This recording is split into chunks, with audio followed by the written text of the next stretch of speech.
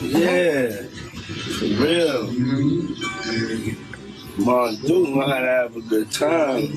She ain't sitting in the house playing, and outside moving and shaking, baby. She come with me to strip club. I don't care. For real. It's my dog, you know. I want to live life. Be out here moving and grooving. My mom told me, she just said, keep moving, baby. That's right. Keep moving. She don't stop. She could touch the floor with her palms. You know? Flat. Oh. I love you. I love you too.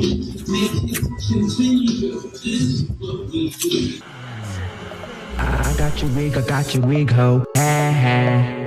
You're mad. Miss Wig. I got your wig, ho. I got your wig, ho. Miss Wigiana. I got your wig, ho. Now to Sean Diddy Combs' investigation. New surveillance video shows Combs being taken into custody in a Manhattan hotel last week. Our senior investigative correspondent, Aaron Kotursky, is at the scene of his arrest. Good morning, Aaron. Good morning to you, Robin. This is the hotel where Sean Combs was arrested a week ago. You can now see how that arrest went down. This morning, watch how federal agents took Sean Diddy Combs into custody. He's seen in this video entering the Park Hyatt Hotel in Midtown Manhattan with others when agents from Homeland Security Investigations approach and separate him. They place Combs under arrest and lead him out the front door in handcuffs. His lawyer said Combs had come to New York 2 weeks earlier with the intention of turning himself in. He did not expect the agents to be waiting at his hotel last Monday night. Why doesn't the government want him to turn himself in? Because then they can't ask for detention. So they go and they arrest him. They arrest a guy who came to New York to turn himself in. 1, 2, 3. A day earlier, Combs seen out and about in New York with his family, seemingly in good spirits. Combs has pleaded not guilty to racketeering, conspiracy, sex trafficking, and prostitution charges. Today I'm announcing the unsealing of a 3-count indictment, charging Sean Combs with racketeering, conspiracy, sex trafficking, interstate transportation for prostitution. The indictment alleges that between at least 2008 and the present, Combs abused, threatened, and coerced victims to fulfill his sexual desires, protect his reputation, and conceal his conduct. What I'm wondering is when this benevolent man who's now had a change of heart and has decided to pay us as talent and also as writers, we're credited with publishing. So basically, we only get the amounts due since Sony bought our catalog. Okay. So streaming for the past couple years, it's about $800, $900, some in the hundreds, okay? And in order to get that, I have to release him for any claims or wrongdoings or actions prior to the date of the release. I have to sign an NDA that I will never disparage Puff, Bad Boy, Janice Combs, or Justin Combs' music, or EMI, or Sony ever in public. And we weren't being paid. I mean, don't get it twisted. Diddy didn't never send the check. We never got a big like it was on it. payment. I never moved, so I don't know. We had to like each other without getting paid. We had to like each other genuinely because we believed in creating something that was powerful for women. It's the same thing that he gave to all his artists when he gave them their publishing back. I'm gonna give y'all publishing, but y'all can't talk about Janice Combs, Justin Combs, Sony, Bad Boy, or anything that happened. Y'all can't talk about none of that. But there's some artists that didn't say anything, that didn't sign it, and they able to talk about anything they want to. And I think that's those girls that was, I think Danny Kane. I think a couple of them didn't sign it. And boy, oh boy, they probably gonna go after him too. Cause I heard him, and I'm giving you this, Aubrey. He stood up there and he said in front of a lot of people We were in the studio. And I said something to him and walked out the studio. He said, yo, I'm going to drug their ass off and pick them up and pip them out to my nigga. He said, I'm going to drug them out. I'm going to get them all on drugs. And I'm going to pimp their ass out to my nigga. And I was like, there's somebody kids. And walked out. And it's somebody that heard me. It's somebody that heard me. I mean, well, it's not only somebody that heard me, it's somebody that I know who was in the studio at the time that happened, and I still talk to him today. And we were just talking about that the other day. So that you just got recently for this thing? I got it a few months ago when he started doing what's this. In the news now? So what's happening is artists, some of them, not all of them, are being given streaming royalties and ownership back over our publishing on songs that we wrote at a time when you know that you have to stream a song 1 million times to make a cent. Yeah. If you were to sign that NDA, would then that prohibit you from taking a deal where it's like you get a show about the I would never past? be able to do. I would like to do a documentary for Hulu or Netflix or Amazon, a streaming site on boy band and girl bands. I have a bunch of members from a lot of very boy bands that fit the criteria of a certain amount of status. Yeah. Platinum albums, awards, etc., Grammys. Same with girls. The stories that we have to tell during a time in music where there were gatekeepers, there were people that owned labels like Puff running things, and the way that the divisions and the divisiveness occurred and the things that we experienced between each other and us against the system are fucking insane. I watched the episode where he fired you and my heart broke. Yeah, mine did too. I only just watched it recently. It looked like he was angry at you for other reasons. Correct. It didn't look like he was. Can you talk about those reasons? Not just yet. Okay. But he was. Well, I can clearly see everybody can see. Anyone who's got eyes can see it. There's a struggle of power right there. And all of that. I went back to see when it started changing, and it's significant. Because I had started becoming friends with a certain very big name person around that time that I know had involvement with him. Mm-hmm. And that was the first time he had kind of like said, you're not allowed to be around that person ever again. And I knew what that person's experience was with him. And that was kind of the first time I started to see the dynamics change with just how he approached me on camera. Well, not even off. Okay, I know this man well enough to call him and say, hey, I need a favor. Yeah. And this might have been 10, 12 years ago that I called him and say, hey, I have a family member who I want you to hire them as an intern. Yeah. And I have never talked about this publicly. And he said yes. And they were flying around, one of the interns, Atlanta, Miami, whatever, on the jet, in the house, whatever. And then the internship stopped abruptly, like 3 or 4 months into it. Yeah. And I spoke to my family member, like, well, what happened? And they wouldn't say. Yeah. And I'm like, why did it end? He wouldn't say. And years later, they finally came out, and this is a male, and said that Puff had said, come home, stay the night with me, or the internship is over. And they said, absolutely not. He said, absolutely not. And the internship ended. But from there, I was like, oh, like this is how it goes. Okay. Yeah. Activist Tiffany Red had been working with Cassie on an album when she first met Diddy and says that she witnessed him verbally abusing her friend. Following Cassie's settlement with Diddy, Red penned an open letter in Rolling Stone about her experience. She spoke to me about the events that she says traumatized her.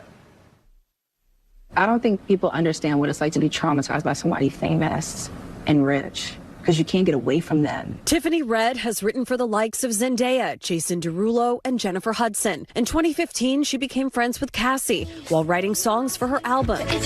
At that point, Cassie and Diddy had been together for nearly 8 years. In a lawsuit Cassie filed last month, she detailed the abuse she says Diddy committed, including physical assault. Red says although she did not know about the alleged physical assault while working with Cassie, she did witness verbal abuse on more than one occasion. One of of which took place during Cassie's 29th birthday in 2015. Red says Diddy showed up at karaoke, where Cassie and a group of friends were celebrating. So he had her backed into the corner, and he was like cussing her out with his hand in her face. Later that night, Red, who was staying at Cassie's home, says she awoke to screaming. He's standing in the living room area, and she's there, and he was like, emotional singing, bitch. There you are. And I just was like, oh, he's talking to me.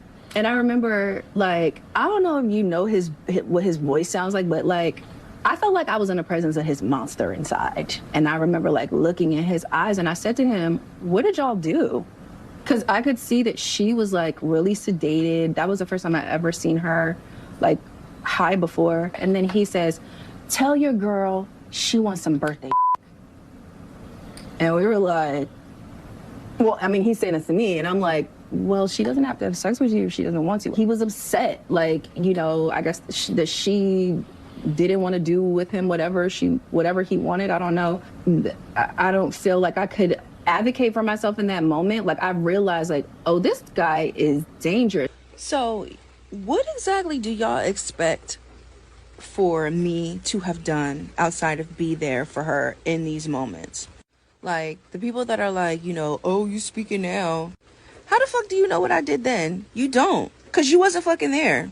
Also, holla at me the next time you go up against a world famous influential billionaire who has more resources to shut you down than anyone. Holla at me the next time you go up against somebody who has never been arrested and convicted of shit. Somebody who's been indicted for allegedly shooting someone in the face in New York in a nightclub and getting off. There was a shooting at Chalice Studios a little over a year ago, and the LAPD did what? What the fuck do y'all expect me to have been doing? Also, let me give you this nugget. We have a friend who was hung from Cassie's balcony. You know why? Because this person was there for her. So miss me with the, what did y'all do then? You don't know. Things we can't speak of. But trust and believe the people who have tried to protect Cassie have fucking paid for it. Just days before Diddy's arrest, singer Dawn Richard accused Diddy in a federal lawsuit of sexual battery, sexual harassment, and false imprisonment, among other allegations. The singer called his behavior monstrous. I've seen Puff spaz out on people to the point where my heart jumped, and I'm a grown ass man. It was like, damn, I'm glad I'm not on the other end of that. What's the worst time you ever seen him spaz out? Yo, I'm about to air out our dirty laundry. Okay. So we were coming to rehearsal in New York. We were doing Saturday Night Live. Yeah. And Kalina and I didn't know we had rehearsals. And we were asking everybody, yo, when's rehearsals? They didn't know. We get to SIR Studios and Puff on us. He spazzes out on us. And he was like, we all don't want it. He always go with the y'all don't want it, the Jedi mind treatment. He makes you believe that you suck all to hell. And then you've been working all hours of the night, and me and him got in a huge. What did he say to you, verbatim? I can't even go into detail. He was like, y'all bitches don't want it. Y'all don't want it. And I was like, Puff, why are you talking so loud? And I've kind of always, been respectful. I've never really went too out of line with Puff. I threw my purse down. I was like, well, you want to go, we can go. There was this chess battle that happened between him, and I think everybody's eyes was like, Dawn. D-Rock was looking at me little bit, where you gonna go with that? Joining us now to discuss the details of Richard's lawsuit against Diddy is her attorney, Eric Fudali. Eric, great to have you on this evening. Thank you so much for joining us. To date, many lawsuits against Combs have described sexual abuse, as you know. I want to focus, though, on the brutality first. Without disclosing any sensitive information to the case or to your client, what was your client's experience? Well, I think what's interesting about my client's experience and what has been very validating is sort of the similarities between our civil complaint that we filed and the allegations in the indictment filed by the Department of Justice. The sex trafficking claims, the forced labor claims, those sorts of things were very strikingly similar to our civil complaint. And seeing that has been very encouraging and validating for our client. You know, some of the lines that stick out are the threats in this suit, including, quote, "You want to die today." Quote, "I end people." Combs called these threats essentially a lover spat. How does your client see these statements? Well, certainly not the same way as Mr. Combs has characterized them. And it was interesting during the arraignment, his defense attorney, and since the arraignment, has been sort of making this argument, this defense that this is a lover spat. But we've all seen the video of what took place in that hotel lobby or in that hotel hallway, and that sort of I think, is the best version and the more clear version of what we're talking about here. You know, the lawsuit also says that Richard is owed for performances totaling millions of dollars. Has there been any response from Diddy to those claims specifically? No, there has not been any response as of date to our civil complaint. I assume in time there will be some sort of response from the multiple defendants in the lawsuit, but at this point we have not received any response. And does your client have a reaction now to Mr. Combs' arrest and the charges that have been waged against him in the days since? Well, it was very difficult for my client, of course, to file this lawsuit. As you know, she filed using her own name, Dawn Richard, as opposed to a Jane Doe, which she would have had the right to in the Southern District of New York. So it was very brave of her and very difficult, because anytime someone is brave enough to sue or to bring charges or allegations against someone as powerful and prominent as Mr. Combs, you face backlash.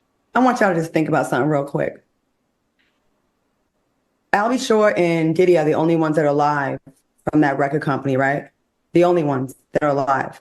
Allegedly, Heavy D was working on a book about his life, dead. And this is all on the internet.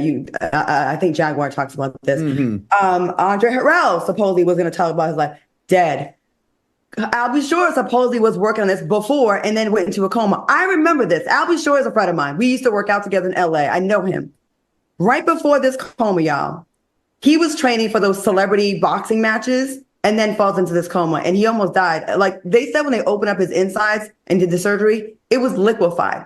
So when things like this happen in your life, will you be a little bit more tight-lipped about things? Could that be a reason why maybe you didn't act the way we would normally think someone should act? I also think, in my opinion, because when Kim Porter, when she passed, she had nothing negative. Before she died, she had nothing negative to say about Albie Shore's parenting skills. You never heard her say that he was not a good dad.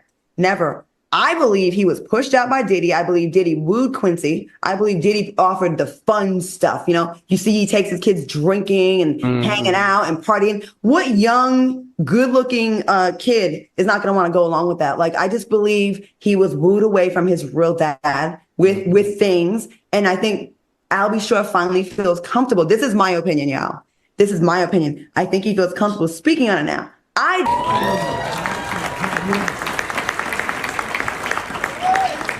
So hold on to your britches, and you'll really understand how I ended up in a coma. You're really going to need to call Homeland Security. Pray for the young people. You know what this is. It's not a game. And please understand very clearly, there is zero woosah moments, me talking about situations for over more than a decade and a half, and then all of a sudden everybody woke up like, whoa, yo, we thought you were crazy. Yeah, I am crazy. I'm crazy to tell a mother on 3 forms of public transportation across a bridge to get to work to support me that, hey, I may have to pass on these opportunities for scholarships because I'm going to write a song and we're going to eat for the rest of our lives. That's crazy. But what I am not is a liar.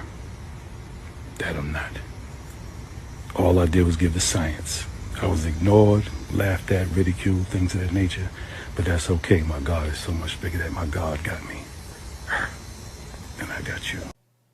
As alleged in the indictment, to carry out this conduct, Sean Combs led and participated in a racketeering conspiracy that used the business empire he controlled to carry out criminal activity, including sex trafficking, forced labor, kidnapping, arson. And I told the story, and then afterwards he was like, I'm not going to run this interview because like Diddy's insane, and he blew up Kid Cudi's car and all this shit. I feel like you did that on purpose. Like you wanted to see what he'd do to you. No, I wanted to get killed by Diddy.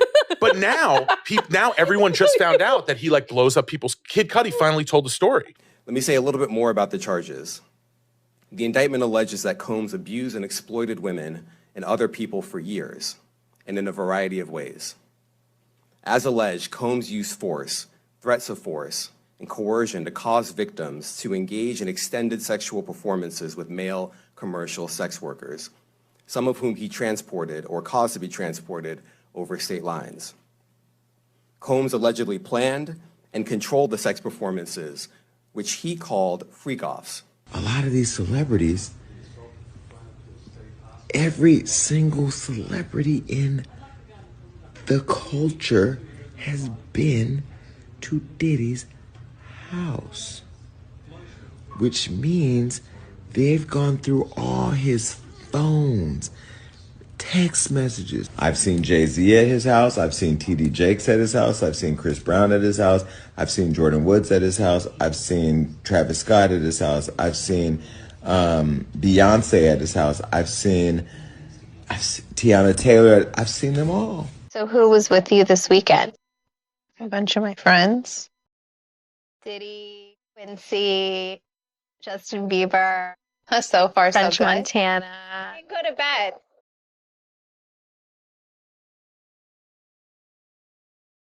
I got on a plane at 5:30 a.m. for this party. I think half the people there were butt naked.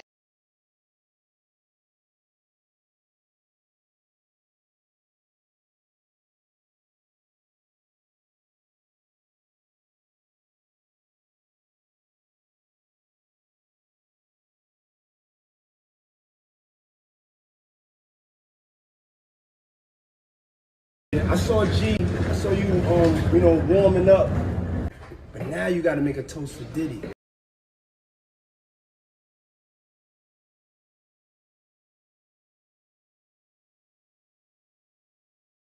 Here we go. Oh, it may be, yeah. Not playing. Big Draco, big love. Yeah. All 2021. Yeah. That's what's up. We just out here enjoying life. Yeah, love. 2021, love. 2021,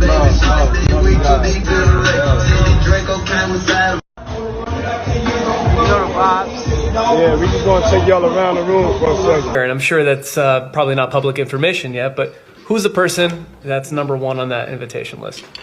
Leonardo DiCaprio. And I can get on that list, yes, right? Without a doubt, you are invited. That is so generous of you. Cheers to that. See you at the white party. Kids have like an hour left. So get extra comfortable, kids, because after that, y'all gotta go. It's a wrap for y'all, because this thing turns into something that when y'all get older, y'all don't want to come to. Okay? So, let's just start to get our groove on a little bit. Then an hour, we put the kids away. It's all good. All right, DJ, let's hit it. Let's do it. Joe's literally the only one on the dance floor two-stepping. That's how early the party is. I was at that party, and I left early, and I saw nothing wrong about anything or anybody. It was a good time. Like a puppy party used to be a good thing. And a lot of times when these celebrities are saying, LeBron's saying, yo, yeah, puffy parties are the best. He's not talking about these type of things. There's another set of But rooms. we love to have fun on the internet and go crazy. And it's I was just asking. I've never been. I feel like there's the party, and then there's the after party. And that's the other part too, the after party. Rooms, yeah. And that's the California culture, right? Like what that's California culture? Yes, it is. And hear me out. Honestly, she I was at a party at Diddy crib in LA. This was the beginning of 2020. You know what I mean? Diddy had put everybody else out the crib, like the influx of people he had put him out. But he had took a liking to me in particular around the time, man. It was really, you know what I mean, like putting his arm around me. Right. So he had put majority of the people out, but he allowed me to stay in there. Mm-hmm. Me and maybe about 15 others. Right. Jay-Z and Beyonce being you know, 2 of the other 15 people in the room. So that'll just put it into perspective of the type of company I was in at the moment, you know. And she came over and introduced herself to me like as if she had to. Beyonce, cut it out. But I'm a big fan of your work, you know what I'm saying? Whoop the whoop, and that was just dope. That was dope as hell to me, man. That was dope.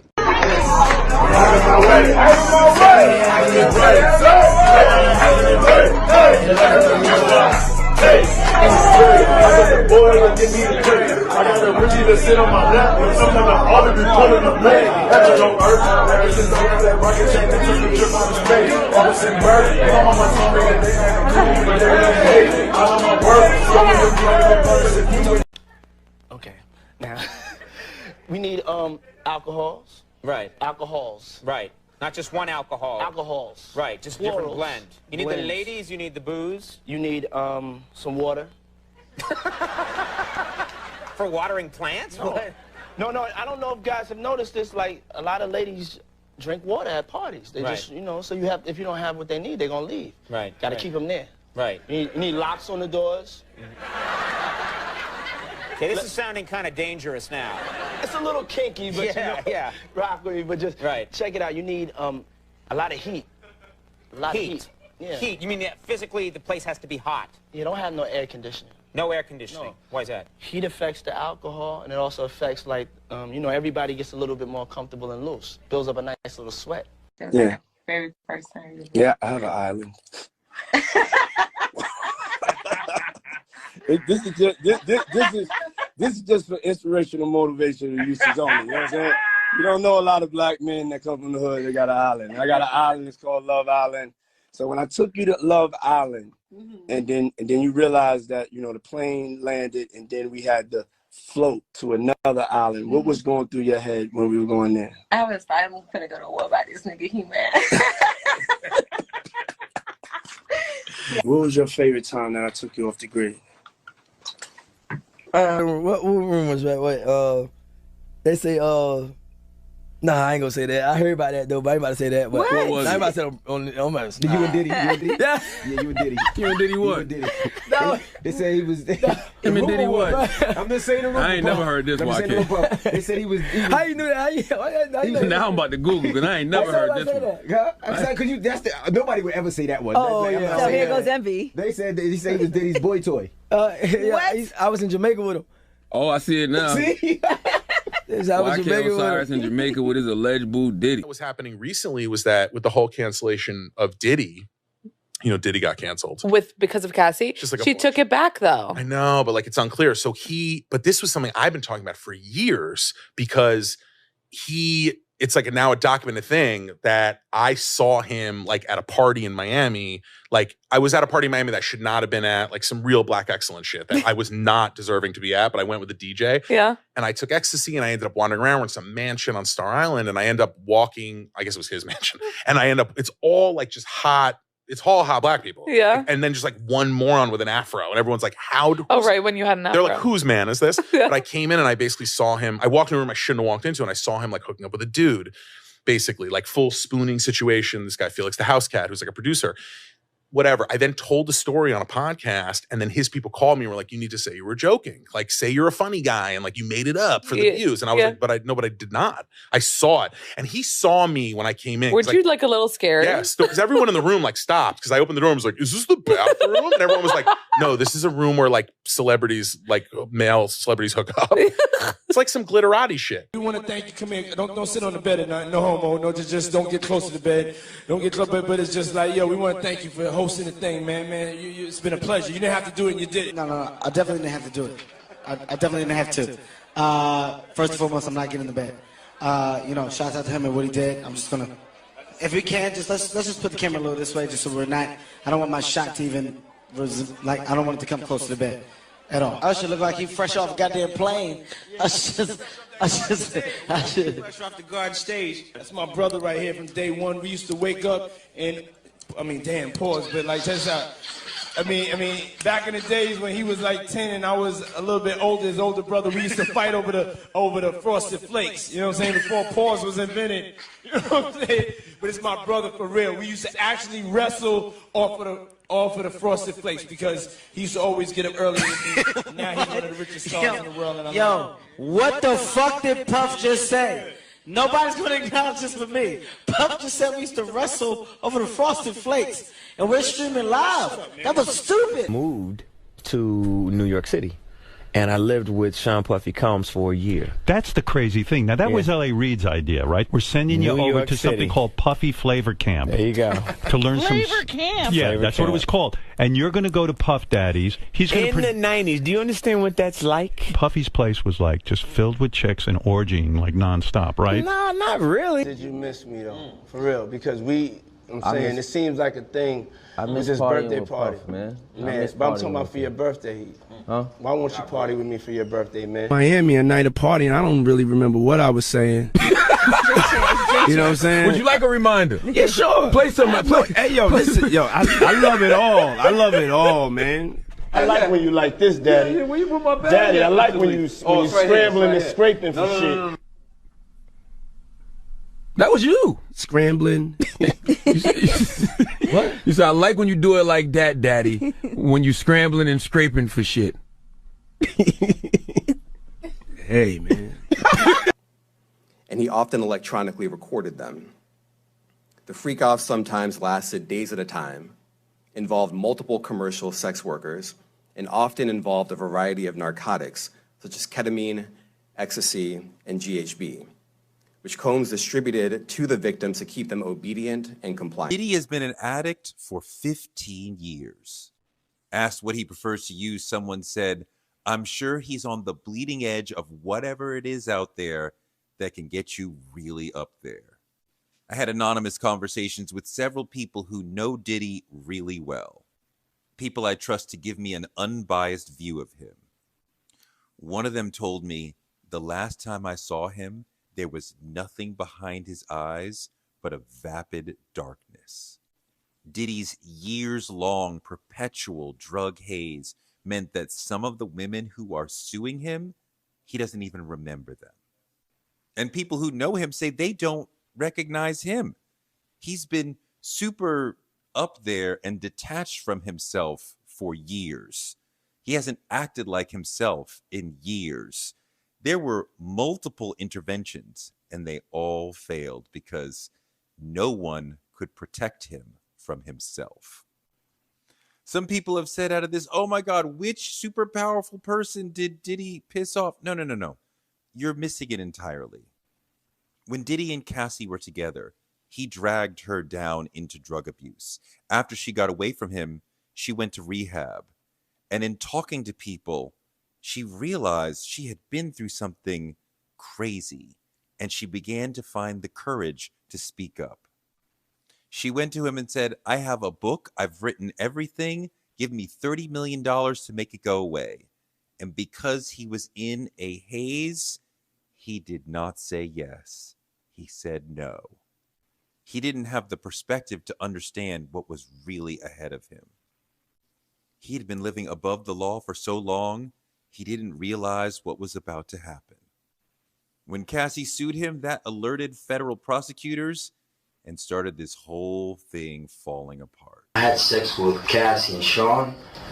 Basically, he would masturbate and tell me what to do with Cassie. I had like 15 encounters, and I heard lots of business. Because what they would do is Sean talks a lot on the phone and on the TV with speakers and stuff, and I was like a sex slave. Okay, for them that's what I was. That's all. All right. I caught herpes. They move all the dope. Okay, all the dope on private jets, which don't get screened by customs, by inside the United States. Okay, they move what's called high grade powder MDMA. They move cocaine and they move liquid cocaine in the bottles too. Okay, so they put the liquid cocaine in the bottles and they move it. I've seen the liquid cocaine. I've drank it myself. As alleged, when Combs didn't get his way, he was violent, and he subjected victims to physical, emotional, and verbal abuse so that they would participate in the freak-offs, and that Combs hit, kicked, threw objects at, and dragged victims, at times by their hair.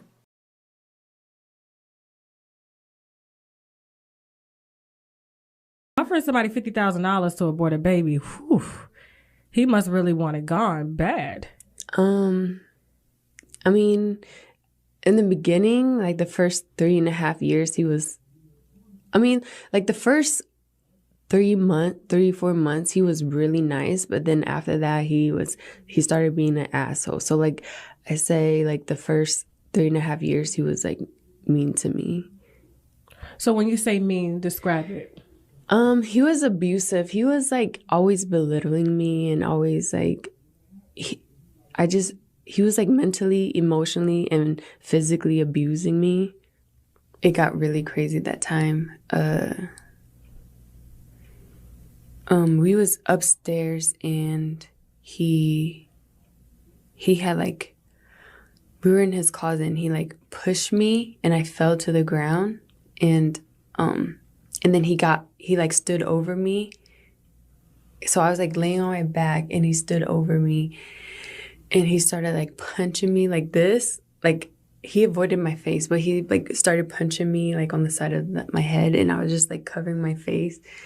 And he did that and then after he got done doing that, he like, cause he was standing, his legs were like in between me. So he stomped on my stomach like really hard and I like took the wind out of my breath. I couldn't breathe and he kept hitting me and I was like pleading to him like, can you stop?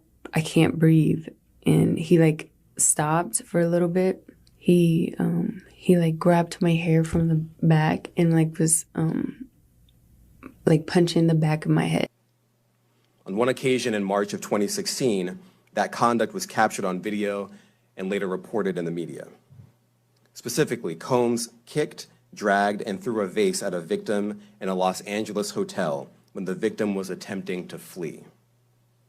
As alleged, these assaults often resulted in injuries to the victims, which took days or weeks to heal. Disturbing new video appears to support some of the accusations of abuse against music mogul Sean Diddy Combs. We want to warn you that this video you're about to see is extremely graphic.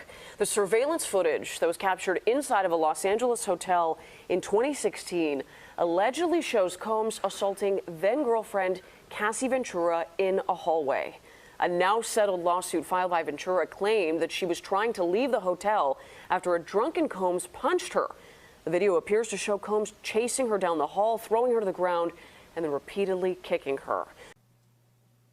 In addition to the violence, the indictment alleges that Combs threatened and coerced victims to get them to participate in the freak-offs. He used the embarrassing and sensitive recordings he made of the freak-offs as collateral against the victims. Jones lived and traveled with Diddy for 13 months. The complaint states Mr. Jones was sexually harassed and assaulted by Mr. Combs. It also states Mr. Combs required Mr. Jones to solicit sex workers. The complaint goes on to claim Diddy has hidden cameras in every room of his homes and that there are recordings of celebrities, music label executives, politicians, and athletes in compromising positions. And the indictment alleges that he maintained control over the victims in several ways, including by giving them drugs, by giving and threatening to take away financial support or housing, by promising them career opportunities, by monitoring their whereabouts, and even by dictating their physical appearance. I wasn't willing to do what was expected of me. Not talent-wise, but in other areas.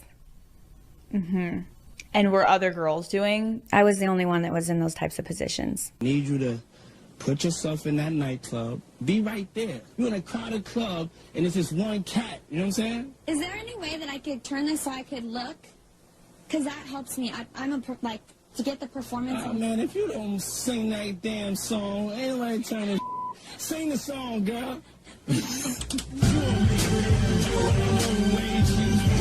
There was a lot of betrayal. There was a lot of lies. There was a lot of, you know, when you're young and impressionable and we understand our beauty as women through the eyes of the people observing us. Well, who's observing us? Men. We're gonna go with Shannon and Cowie. Okay.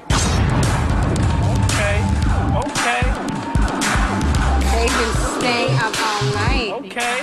Cut the music. What in the hell is going on? White girls can dance now and ain't got asses? What in the hell is going on? I don't know that you heard White that girls black can girl dance now system. and ain't got asses. So we learn our beauty through a man's eye, which is very subjective. That this part of me, it's like he's on camera saying how much he hates it, but he's off camera telling me all the ways that I needed to be groomed properly. I mean, down to my toenails. I was like sent out of a studio session one time because my toes weren't polished properly. Oh. Yeah. Like I said, power.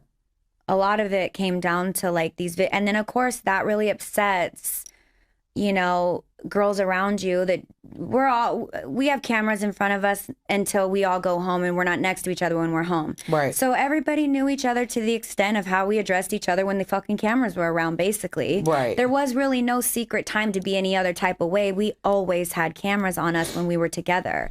So with that being said, I mean, definitely a lot in the very beginning to like create, by the time there weren't cameras on us every second, everybody had already fallen into who they like and don't like.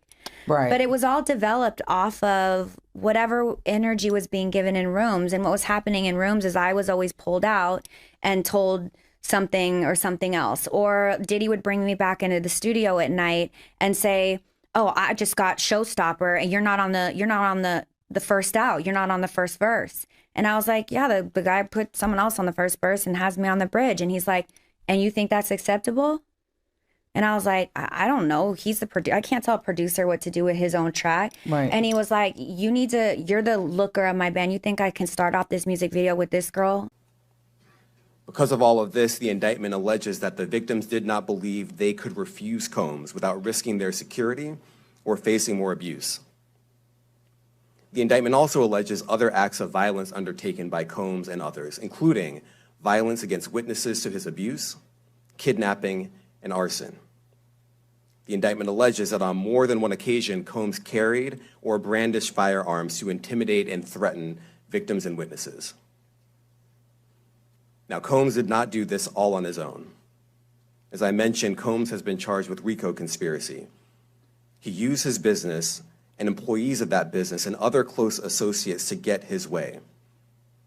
Those individuals allegedly included high-ranking supervisors in the business, personal assistants, security staff, and household staff. The indictment alleges that those individuals facilitated the freak-offs. They booked the hotel rooms and stocked them with the supplies, including drugs, baby oil, personal lubricant, extra linens, and lighting. When the hotel rooms got damaged, they helped clean it up.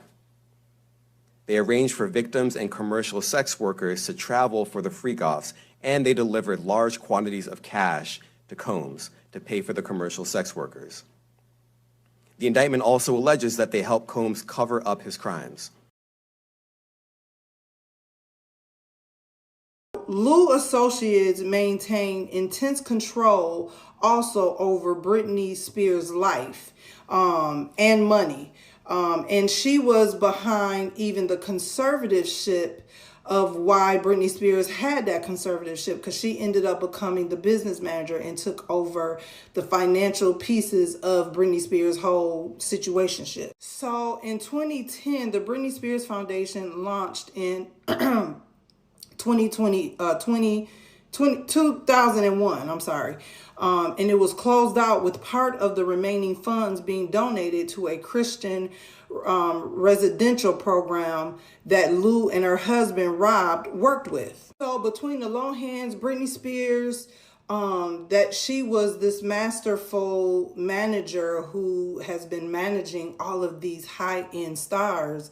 But not only that, trying to run this conservatorship with these artists, which to me is demonic work from the enemy. But let me say this, because see, y'all celebrities, y'all ain't no prayer book either. We ain't finna blame it all on Lou. You decided to do what you did too. You signed a contract. So the Kardashians is linked to this lady because, mind you, there was no public connections until 2019 with the Kardashian family. Then all of a sudden, they was named in filings in the KKW Beauty fragrance for Kim Kardashian. Also Kylie Cosmetics and Kendall Jenner Inc. This was all linked to TriStar, okay? And it also continues to today. Now, in February 2024, this TriStar lady, I can't think of her name. Y'all know I just said her name. She helped Kim secure a $70.4 million mansion. Not only that, she also helped secure a $48.7 million loan through a trust associated with TriStar, the company that this lady had. Child, this is getting deep. I'm sorry, Kim Boo Boo. So, baby, while y'all looking at pictures of who at the party,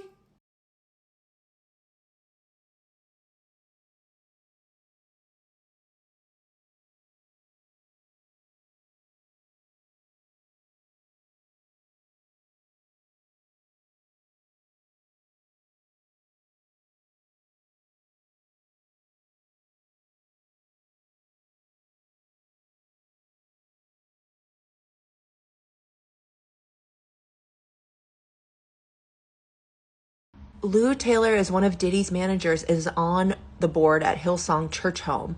Are they the same church? I thought that he left Hillsong to do Church Home, or did Church Home or Hillsong just rebrand as another cult, Church Home? Apparently they're paying off Diddy victims from that slash fund. Bieber might be funding that for them right now. That's so interesting because according to you guys, Kim Kardashian unfollowed Diddy like literally 24 hours before this raid, okay? Also broke up with Odell Beckham Jr. Like hours, you know, the day of this raid. But we know Lou Taylor's connection to Kim Kardashian. I mean, it's long been rumored that Kim Kardashian or the Kardashians benefited from the $600 million missing from what if that money's going to that fund? But Lou Taylor, like, owns or co-owns or has stake in the church that Kris Jenner uses to shield her income and all of her daughter's income from taxes because she requires they tithe 10% of their income to her fake fucking literally strip mall church. They also executed a warrant for Combs' electronic devices. During those searches, agents seized evidence of the crimes charged in this indictment.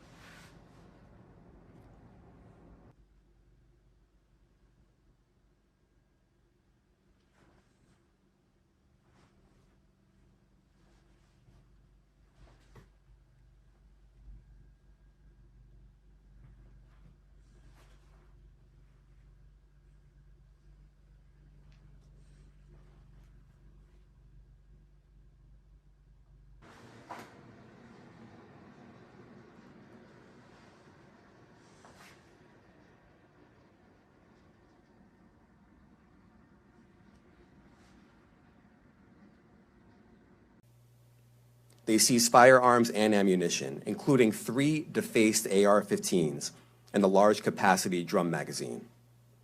They also seized evidence of the freak-offs, electronic devices that contain images and videos of the freak-offs with multiple victims.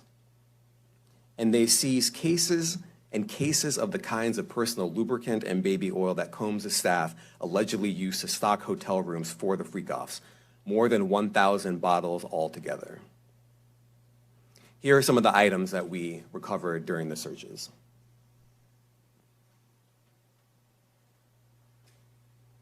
As you can see here, this is a drum magazine, large capacity, and it contains, I believe, 59 rounds. I mentioned as well, we recovered 3 AR-15s. This is a close-up shot of one of the AR-15s, and you can see right here, the serial number has been thoroughly defaced. Another picture of more ammunition and parts of 2 AR-15s right there.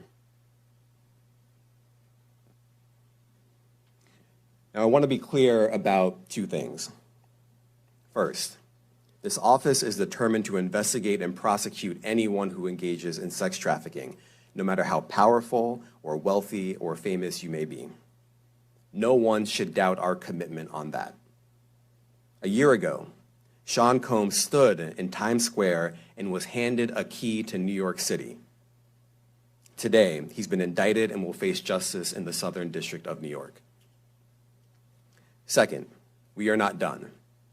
This investigation is ongoing, and I encourage anyone with information about this case to come forward and to do it quickly. Anyone with information can call 1-877-4HSI-TIP. I want to express my deep appreciation for the victims and witnesses who have used their voices and helped bring this criminal conduct to light. We would not be here without them. I also want to thank the dedicated case agents on the HSI Trafficking in Person Squad in New York. They have been with us since day one and have worked tirelessly on this investigation. They will continue to be invaluable partners to us. I also want to thank the incredible agents and analysts from SCNY who have also provided tremendous assistance on this case. I'm deeply grateful for their continued work.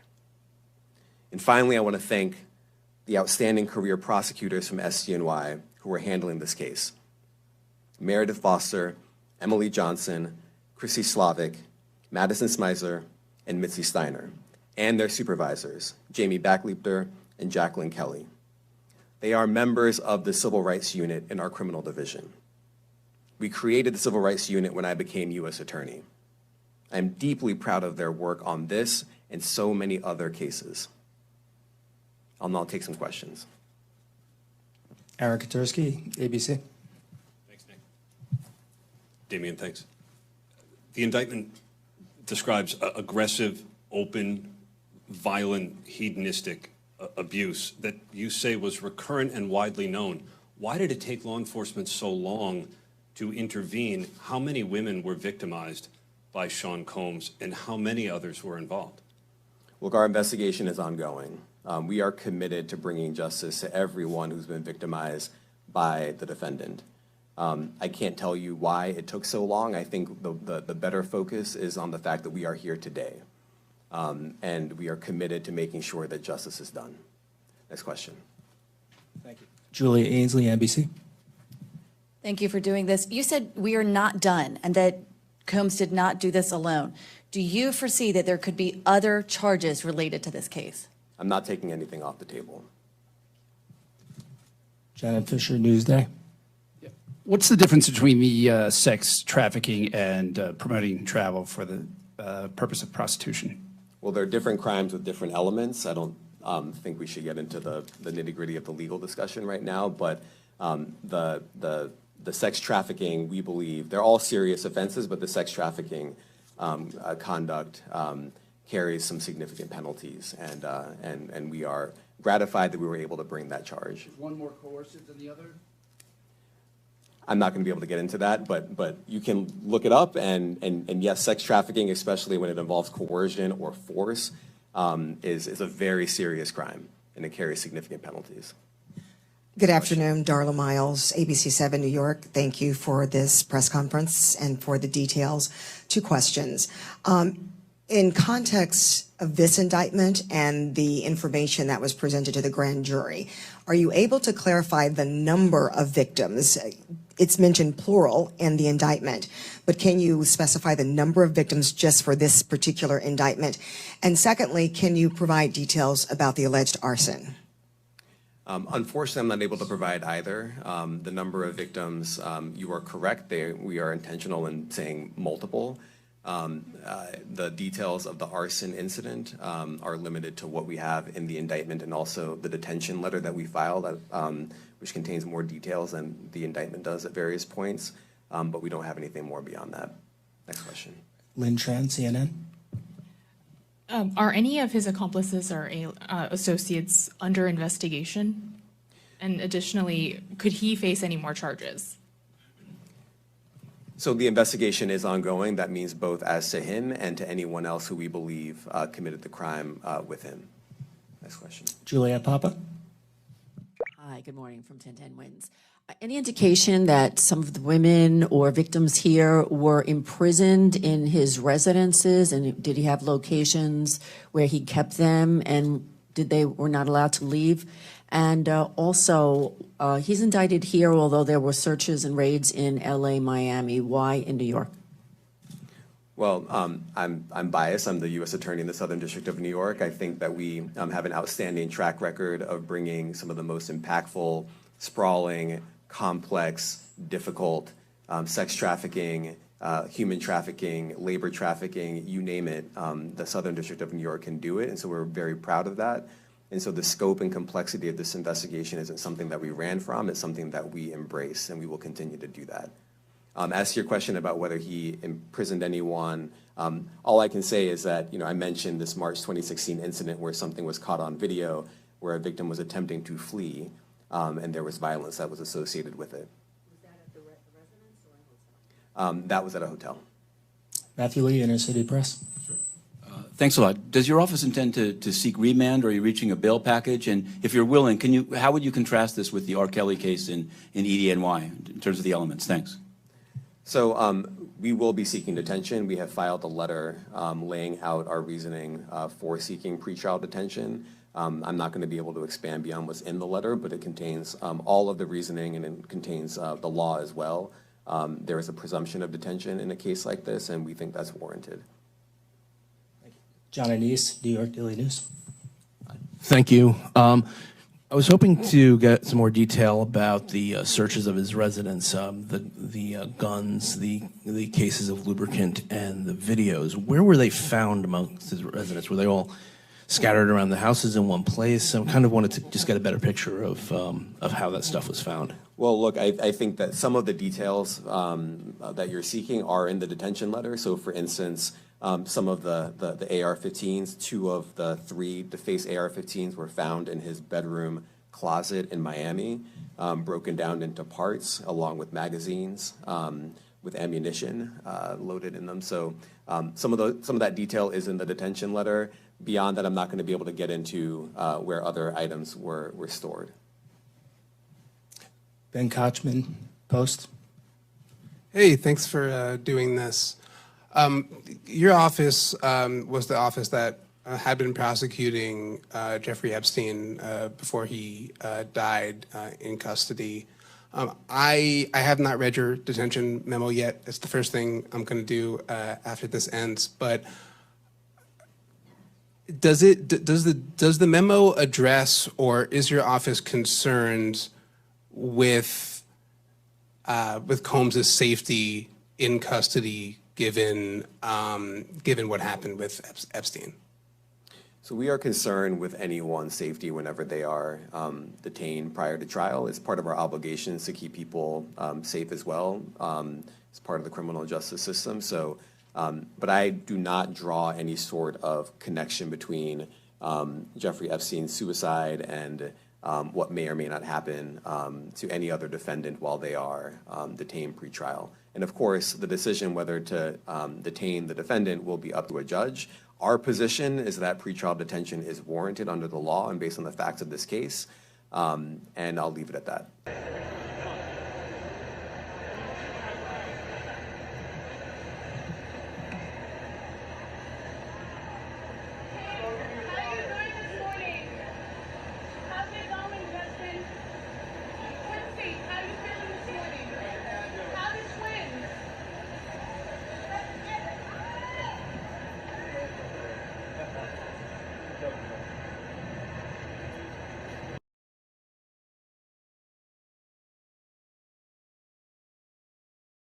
What's up, man? How you doing? Killer, I'm doing good, man. Reparations is getting closer and closer.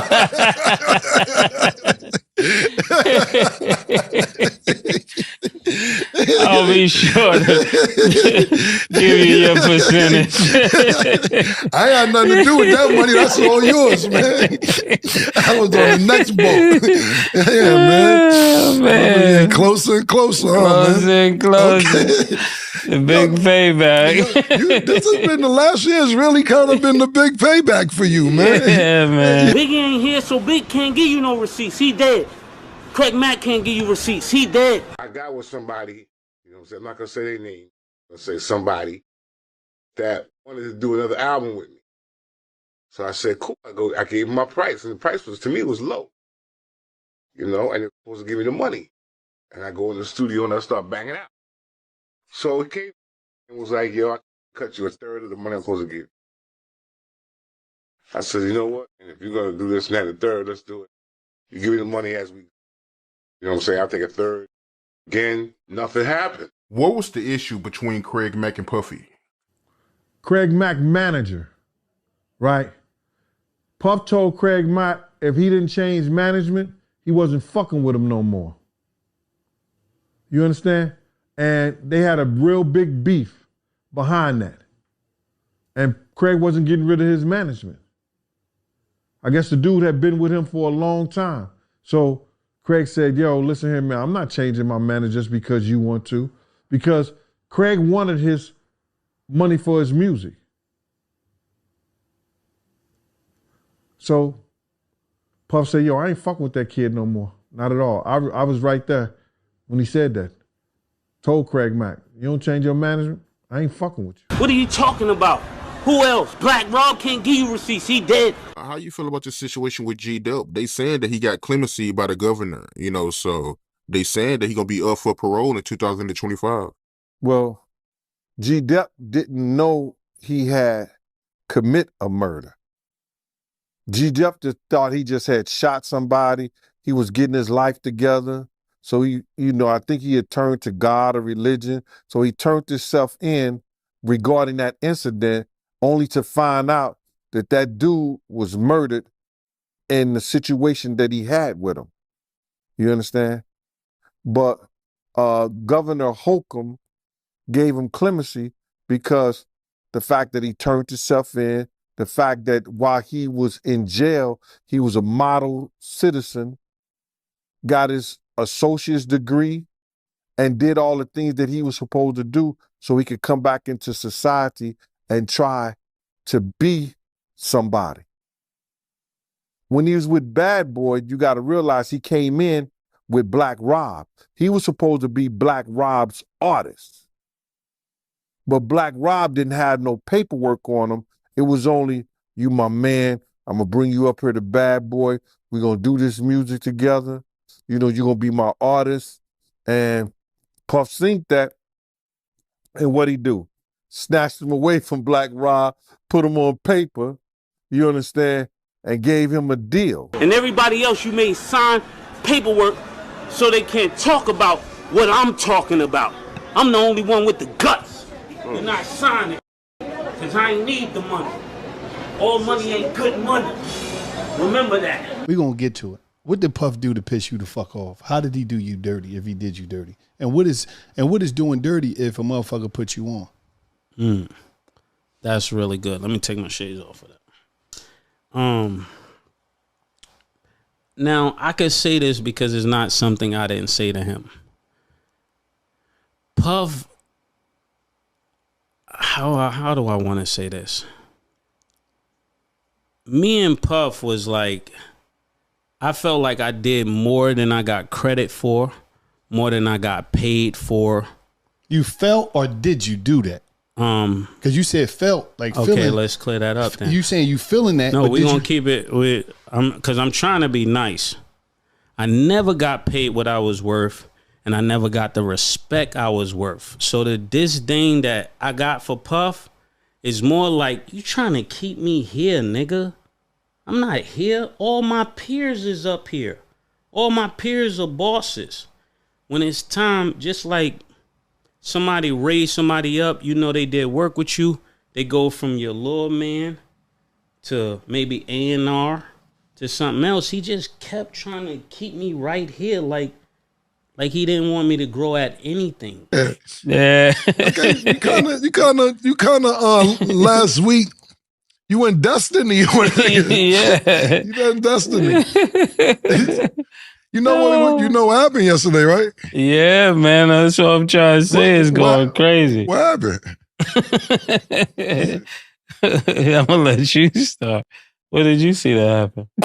Oh, yesterday was the anniversary of Biggie Smalls' album, 27 years later. That's what I seen yesterday. That's what I was talking about. Yeah, that was real. It's amazing that all of this would transpire on that day. What's crazy is yesterday was Biggie Smalls' 27th anniversary of Life After Death. And it was also the Diplomat Immunity album, 21st anniversary. Shit going on. Shit's going on around. Reparation. Yeah, man. I was just saying, yesterday was kind of... That's eerie, man. Yell, they shot at Biggie's car, and then I just jumped out of my car and I ran directly to his car. He was hunched over, and I was just there. I was talking to him, and the security officer that was driving my vehicle, I told him to just jump in his vehicle. Let's just try to rush him to the hospital, and that's what we did. Do you remember the last thing that you said to him or he said to you?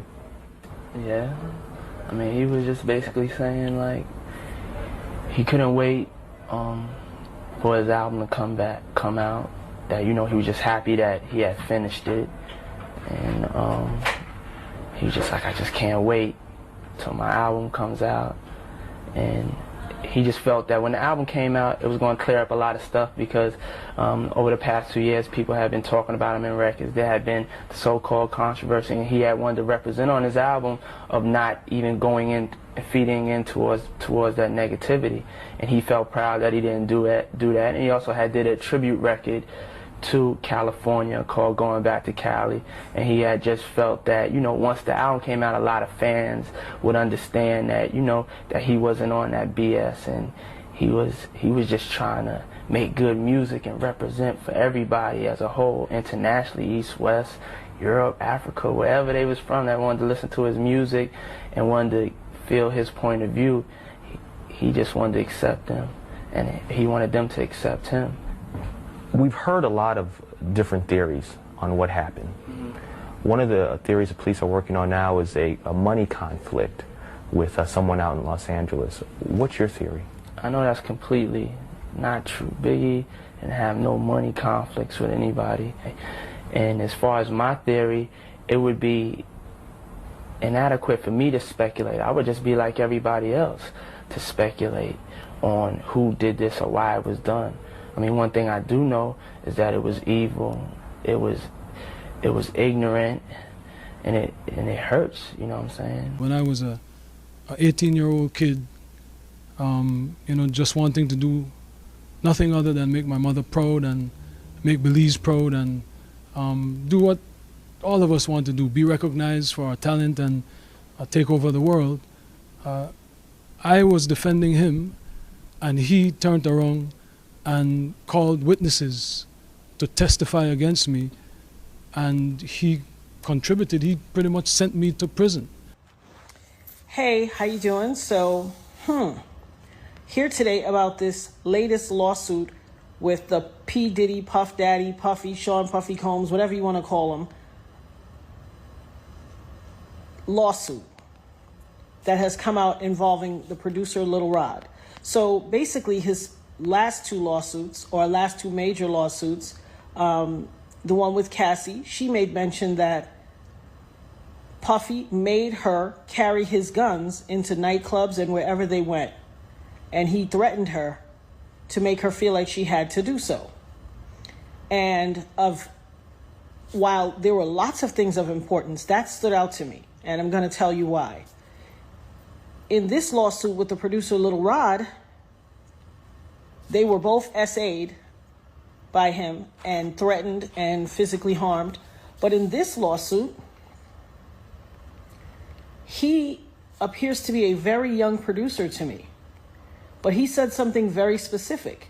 As a means of threatening him, Puffy said, that's why I shot up the club in New York back in 1999 and let Shine take the fall for it. Also wanted to hear a readback of testimony relating to Combs' former girlfriend, actress-singer Jennifer Lopez, who was in the Navigator when it was stopped by police. An officer testified that everyone in the SUV was ordered to put their hands on the vehicle, but Lopez walked away, saying she was going home. And I do want to talk about all the great things that you're doing, but to your point, to get to the great, the bad has to be acknowledged. Absolutely. I think... And I'm with the former bad boy, as they cut the record label. So let's go. We're not far from where that night took place. And you've never told the details about it. You have never gone into great... people want to know what happened that night. I know that you've always said self-defense. When you drive by that area now, how does that feel to know what happened in there?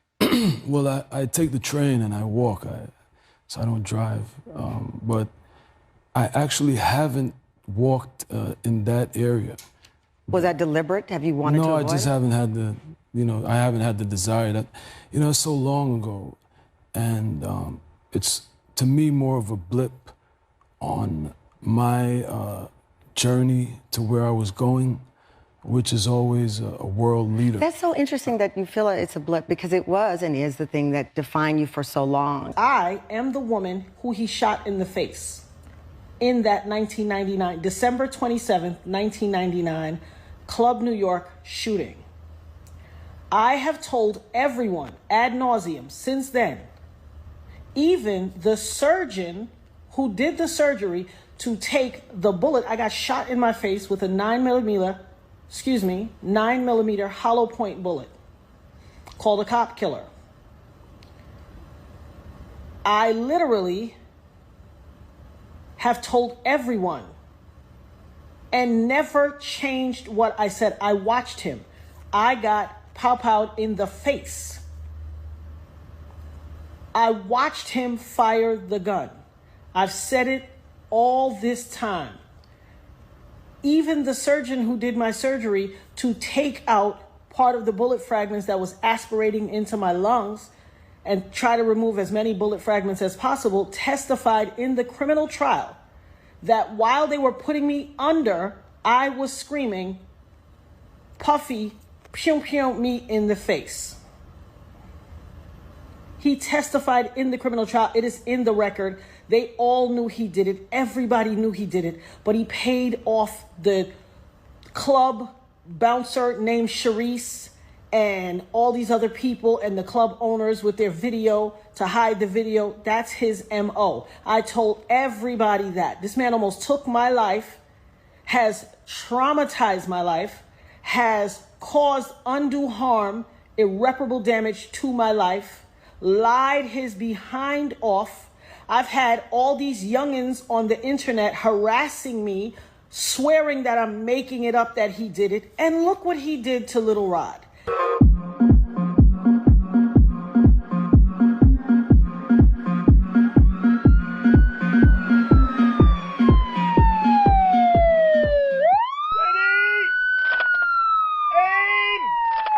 Get her, get her, get her. He threatened him. Oh, you don't think I bust my gun?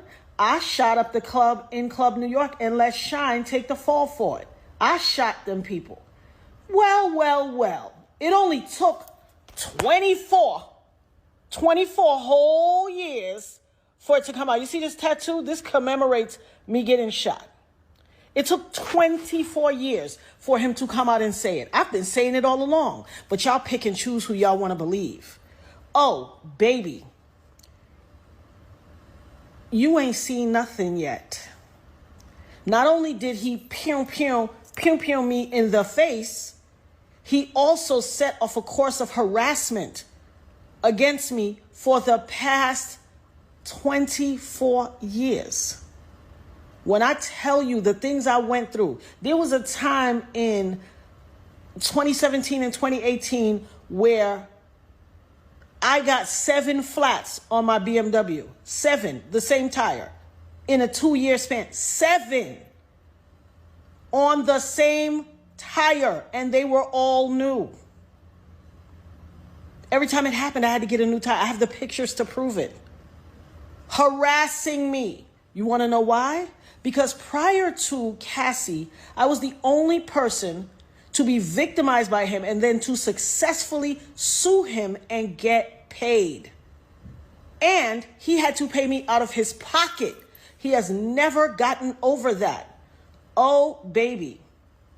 You see this RICO charge that's about to come? This conspiring and pew-pewing up the club and ruining or attempting to ruin my life? As God as my witness, I will not stop until you suffer every single iota of punishment, until I have every second of recompense that you took from me. For every tear that I had to cry or my children had to cry, I am going to get $1 million back from you.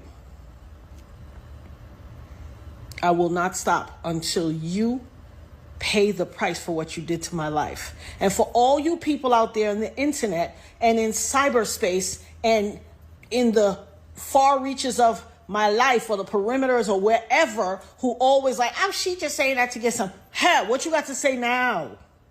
What you got to say now? I had some youngins on the internet that ain't even old enough, that weren't even alive when it happened, arguing me down, cussing me out, calling me everything but a child of God. Go check Instagram. It's there. Harassing my life. Harassing me. Oh, you lying. He ain't do that to you. You just want clout. You just chasing clout. What is that to chase clout about? How is that clout chase worthy? It doesn't even make sense. Well, I guess it will make sense in this new generation. But you better believe I will have my say. I will have my say. Hashtag having my say. Hashtag the dopest nerd ever. Hashtag Eb Talks. Y'all ain't seen or heard nothing yet. I've had my say. This is someone who destroyed my life and who I forgave and who I moved on, and for the better interest of Belize, because he was in a position at that time to give scholarships and to maybe invest. I would not deny attempting to bring the investment to Belize and to bring the contributions to education to Belize, but don't distort it as if, you know, he and I were bombale. This is someone that destroyed my life, but do I take any joy or any satisfaction with what he is going through? Absolutely not. I am different than maybe other people. No one needs to fail for me to succeed. No one needs to suffer for me. In your at the height of your professional relationship, or thereafter through the reconciliation, when he was an instrumental part of promoting you through Revolt Media, were you aware of these freak-off events, and were you aware of them? Did you have any participation in them? Oh my goodness, Jules Vasquez. Jules Vasquez. Were you aware of them? Jules Vasquez. Were you aware of the freak-offs? Sir, I had nothing to do with Sean Combs' personal life, no interaction. That level, everything was strictly on a professional level. I want to talk about you Diddy Bot bitches who have my stomach oh so sick. First of all, you guys are talking about if you had all this money, you guys would be doing the same things that he's doing. Huh? Y'all would be raping, allegedly? Videos that are surfacing of Justin Bieber at a Diddy party, and they are horrific. I'm talking truly and utterly horrific. Justin is at Diddy's parties, and in this one video, it looks like whatever Justin is doing, and I'm not going to show it out of just respect for the fact that I truly believe that Justin Bieber is a victim. But whatever he is doing in this video with Trey Songz and Odell Beckham Jr. looks highly suspicious. I can show you a still from that video because I think the relevant part is Justin Bieber is not sober.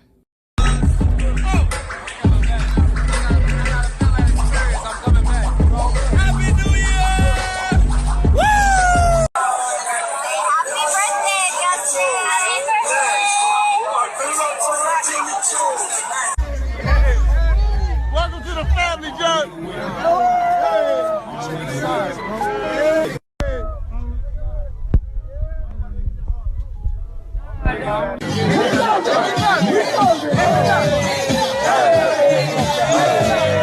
So who was with you this weekend?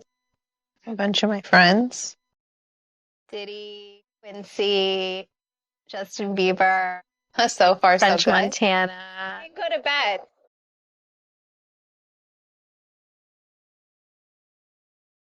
I got on a plane at 5:30 a.m.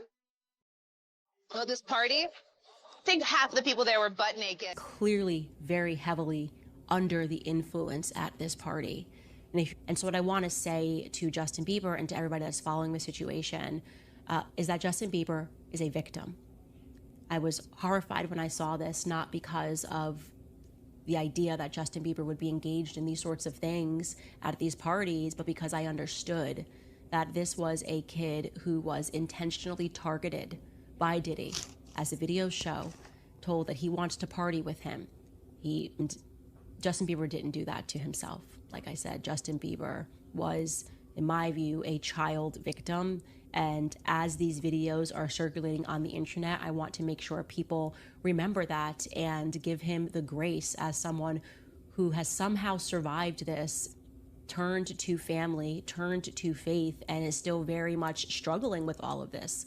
For people to give him the grace and the courage and the prayers to hopefully one day find within himself the strength to speak out about what happened. It was hard for me being that young and being in the industry and not knowing where to turn, and everyone, telling me they love me and, just turn their back on you in a second. So if she ever needs me, I'm going to be here for her. But yeah, just protecting those moments because people take for granted encounters, and I just want to protect her, I don't want her to go through anything I went through. I don't wish that upon anybody. Yeah, if she ever needs me, I'm just a call away. Do you realize how important your story is? Every time I have a conversation with someone who's been through this unique type of experience, I'm searching for some kind of truth that can help. I commend you for going there and asking the tough questions and the things that people don't want to talk about and they don't want to go there. What's up, man? You good? I'm good. How are you? All right, young brother, everything's good? Everything's Selling great. out arenas and everything? Yeah, Starting to act different, huh? No, you ain't been calling me and hanging out the way we used to hang out. Well, you try to get in contact with me, through all my, partners and whatnot. Mm-hmm. But you never really got my number, so. Right. Okay. My number? Yeah. I'm gonna tell you my number. Yeah. Yeah, so as soon as you turn 16, you know what I'm saying, I'm gonna let you rock this every time you come to LA. Yeah, this gonna be yours. So every time you come to LA, it's a little dusty, but put the front shot in. Man. Minute. Woo. Okay. Okay.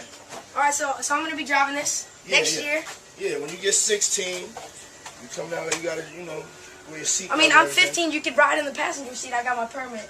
Not yet. No. 16. No, 16. Let's slow down, Jess. Okay. Let's slow down, okay? One step at a time. But yeah, the keys is yours when when you get 16.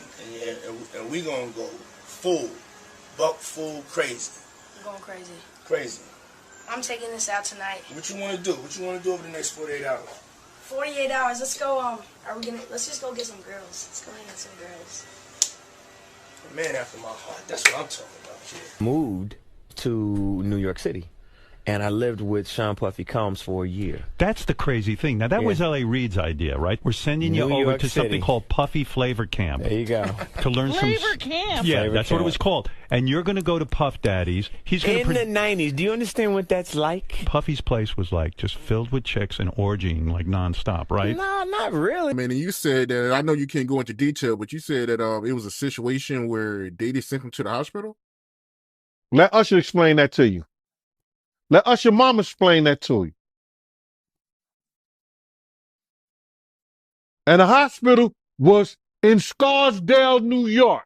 I mean, but hey, it was curious. I got a chance to see some things. Yeah, but you were 13. What were you seeing? I went there to see the lifestyle. Right. And I saw it. And it was but I don't know if I could indulge and understand what I was even looking at. It was pretty wild. So nobody tried to, some woman didn't come along. I didn't say that. Okay. I didn't say that. What I did say is that there were very curious things taking place. Uh-huh. And I didn't necessarily understand it. Uh-huh. Biggie Smalls was there. Biggie Smalls was there. Lil' Kim, Craig Mack. All these people are hanging around. Yeah, man. Faith Evans. And your parents Jodeci, were Mary okay? J. Blige. They didn't know nothing about this shit. Oh. I was having a good time. You know what I mean? Does he have you doing any chores? Are you doing dishes at all? I mean, to keep you humble somewhat? Or are you just like, can you stay up till 4 in the morning with them and party? I mean, I could. I actually stayed up longer than them. And do you have money? What's going on? I mean, I had like per diem. Yeah. I had like, What like a living. life. Yeah, it's pretty crazy. 14 years old. You're a dad now. Would you ever send your kid to Puffy Camp? Hell no. I just don't understand why you guys are also victim shaming in this bitch, talking about why didn't people come out earlier. Hello? All these dead bodies for years. And then you're talking about, for example, look, there has been confirmed stories of him blowing up cars and trying to throw people off balconies. One of the other allegations in the Cassie Ventura lawsuit concerned Kid Cudi. This is from Michael Velli from YouTube. Will the feds investigate the rumors that Kid Cudi's car was blown up by Diddy because he dated Cassie Ventura? For facts purposes, Kid Cudi's car was blown up. Absolutely, I think they'll investigate it. I think they're taking everything that's been filed, they're combing through it, and they're going to turn over every leaf or every rock, every car, so to speak, and anything that they can use against him, they're going to investigate it and try to use it against him. So definitely. Let's stay with you. Can I also say it just goes to his access? If you can blow someone's car up, it just goes to the reach that you have, and it just substantiates someone's fear of him, especially, we were talking about witness protection earlier. He has reach. He can send someone to blow up a car if he so desires over a love issue, spurned love interest or something of that sort. I'm just saying, y'all bitches are not thinking. And if you're a sick, nasty bitch, get off my page, because this ain't the page for sick, nasty bitches. I don't like sick, nasty bitches. And it ain't about skin color. Y'all keep saying, oh, R. Kelly, oh, Michael Jackson. Hold on. Michael Jackson is different. Those people have come out and said they lied, or they have been caught, or something of the sort. Now, R. Kelly, Bill Cosby, what's going on? It don't matter about block, bitch. You're making it a block thing. If you're a sick bitch, you're a sick bitch. All these sick bitches can go. Pink, green, yellow, all of them. All these bitches are sick and y'all can go. I don't know what y'all got going on at home, the sick, nasty bitches that are on my channel watching and supporting Diddy, talking about take this video down. Y'all must be doing the same thing at home or want to do the same thing. And if so, y'all need to go to jail too. And when y'all go to jail, I hope they provide mental help so y'all don't get out and do the same nasty, sick things to people. Diddy's been running wild for at least 15 years, but he might not be able to slip out of this one. And he's only the first domino to fall. If he gets racketeering and sex trafficking for freak-offs, it will be others involved. Yes. Like if you ever ran a train with Diddy, you're probably going to jail. Yeah, that's what a lot of people were saying, that, that's possibly on those cameras because he had cameras in the crib. Man. So people are thinking that maybe there'll be other people involved. If you ever been butt naked, cameras. if you ever been butt naked anywhere with Diddy or half butt naked with Diddy, and there was some women around or some men around that he told you were part of the party, you probably going to jail. It's 2020, y'all. Yeah. And it's different than when it was 2016. You know, the game has been elevated. As we can tell, there's no expense being spared. We had a black billionaire's lunch. But all this is bigger than Diddy. It's bigger than Diddy, bro. Because you know who else they was doing investigation on during that whole time period? It was the mayor and the politicians in New York City. They turn around and give him the key to the city. All the mayor people that he brought on here in New York City are all resigning. They all resigning. People ain't gonna tie this together, but if you look at it, you have to say, because of Mayor Adams and his relationship with Diddy, it brought on the Southern District of New York to start investigating Diddy on civil lawsuits that was put against him. Because the feds is going after all these politicians in New York City. Yeah, the feds revealed that, anybody that, participated in any, criminal behavior at his freak-offs, they're going to pursue. Listen here.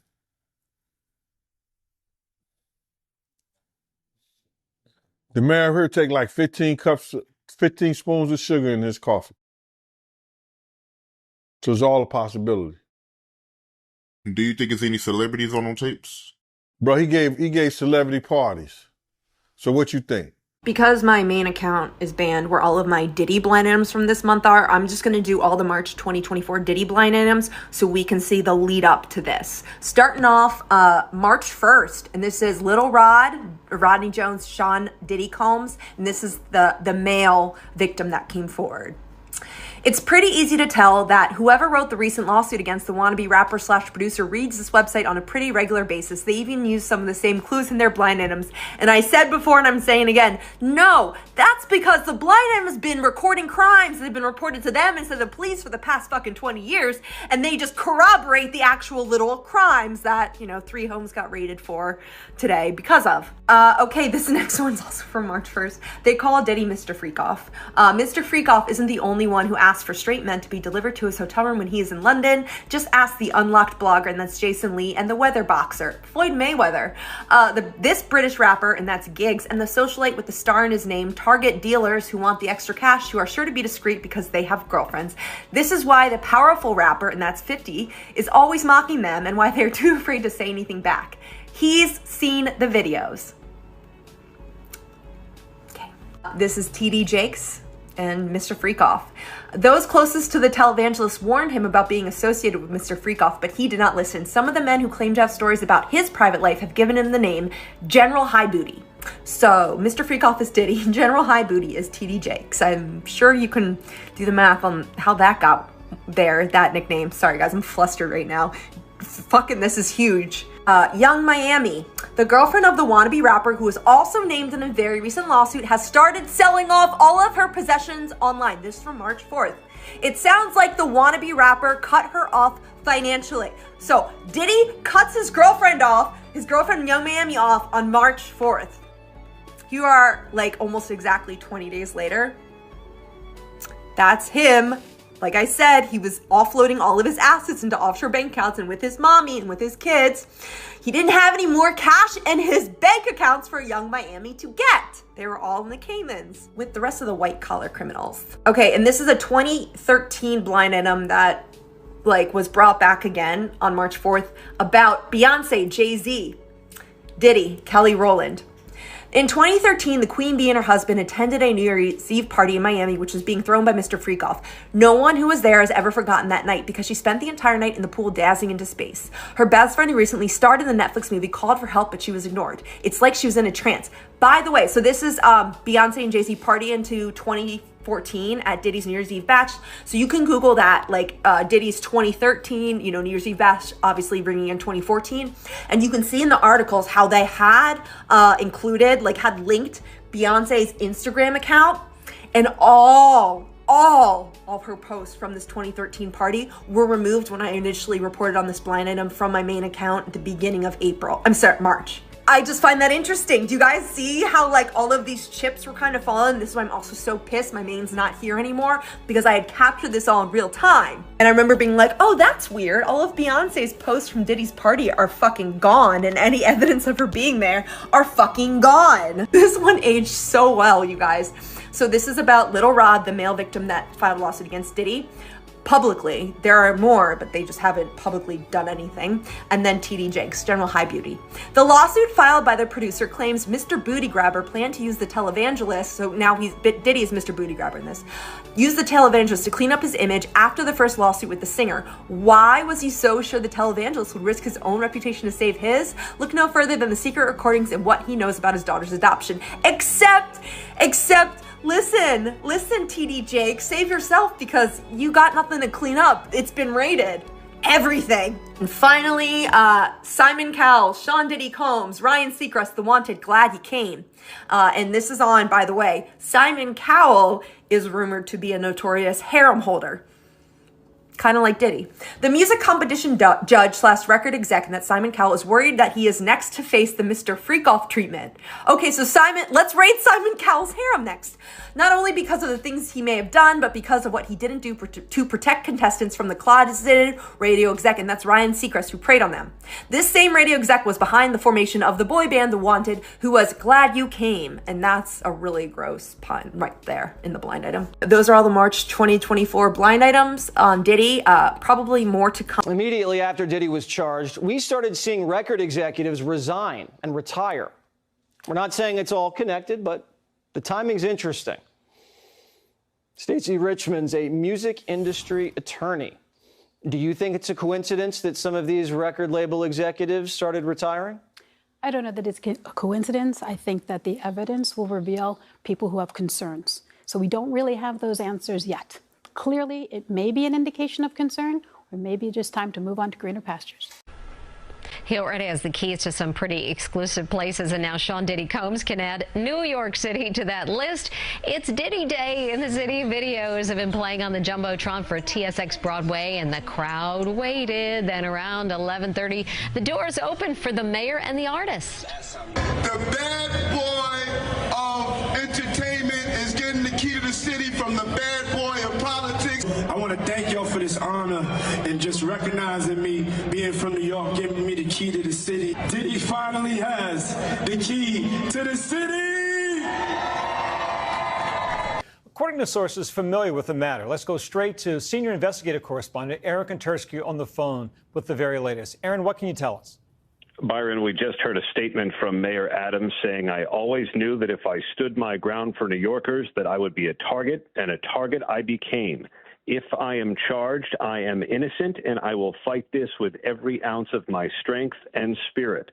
A statement of defiance a moment ago from Mayor Adams to ABC News after word came that he has been indicted by a federal grand jury in New York. Byron, this follows a 10-month investigation into corruption. It began with an investigation into the mayor's fundraising from his 2021 campaign and whether his campaign took illegal foreign money, particularly from Turkey, in exchange for official favors by Eric Adams. And the investigation has more recently ballooned into a broader corruption inquiry involving some of his top deputy mayors and others in his inner circle. Aaron, we all recall that months ago, I think, authorities seized his phone and members of his administration. Is this part of that investigation? It is, and it was a highly provocative step back in November when federal agents stopped a vehicle outside an event where the mayor had been speaking. They asked his driver to step aside. Federal agents got in the car with him and at that point seized his electronic devices that were on his person. The mayor subsequently turned over other electronic devices. And in more recent weeks, the feds have raided the homes of two deputy mayors. They've seized the phone of the police commissioner, the school's chancellor, both of whom have resigned. It's not immediately clear whether anyone else has also been indicted along with the mayor, but a number of people in his top echelon of the administration had become subjects of the investigation. Give us some context about this. These are federal charges against the sitting mayor of the largest city in the United States, New York City. How significant is this, and how deep will this go, do you think? New York has a long and storied political history, some of it rife with corruption, Byron, but never before has a sitting mayor ever been charged with federal crimes. Mayors have been charged after they've left office, like Rudy Giuliani most recently, because of his entanglements with former President Trump. But a sitting mayor of New York has never been charged with a crime until now. Adams has stacked his administration with a number of loyalists, with people who he is known from his days as a police captain, a number of high-profile individuals, including his chief counsel, had advised him that perhaps he wanted to jettison some of those people, but he has always remained steadfast and loyal. He has said he has done nothing wrong, and he has known of no wrongdoing in the ranks of his administration. Federal prosecutors, Byron, clearly tonight disagree. I mean, certainly we'll hear, along with the mayor, what these charges are tomorrow. But talk about Mayor Eric Adams. He was someone in the Democratic Party seen a few years ago just as a rising star, as you said, a longtime police officer in New York City. He walked the streets. He was a beat cop, rose to captain. And so many saw his ascension to mayor's office as this fast-moving star in the Democratic Party. That all now seems at best in jeopardy, if not over. Okay, look at it like this. I look at real plain and simple. Ain't no whistleblower. Facts is there. But right now, I don't care if it's T.I., I don't care if it's Rick Ross, I don't care if it's Jay, I don't care if it's Snoop, I don't care if it's Game, I don't care if it's Dre. Nobody's stepping up on the fact that you know what's going on. Nobody's defending him. You're You're had right. guys at Interscope. You're right. Okay. Nobody is defending him, but that's why I was interested in hearing your perspective. Okay. Okay, but you had a guy named Tubby. He used to work for Interscope. This guy's job was to bring underage girls and have sex with employees and other artists, to the point where his friend got caught up with the same thing. How they raided Puffy House for sex trafficking, they raided his friend house for sex trafficking. You have 60 seconds remaining. He never was an artist. Sure, can you say something? Can you say when something you really positive? look at the whole situation, because you only got. I mean, everything I'm saying is positive. And I got a heck of a call right back. All right, Suge, you call back. Do you think? Do you think that Diddy? He can do so. Do you think Diddy knows enough that it's a very delicate balance that maybe investigators will want to know these other names and greatly reduce his exposure to criminality to time versus what people would do to keep him quiet? Number one, I've been knowing him a long time, and we was friends. We're not enemies, but we were friends. He's not a dummy, so he's smart enough to work his magic. On top of that, this man right here, he been involved with the FBI and most of his career. Shit, he got powerful people. One of his partners who started his company with drug money, President Obama, got him out of prison. So it's not like he don't have no moves. So I don't think nobody should just count him out. I don't think he gonna lay down and just crawl in the corner and die. He probably going through a lot of shit right now because he probably going through a lot of withdrawal.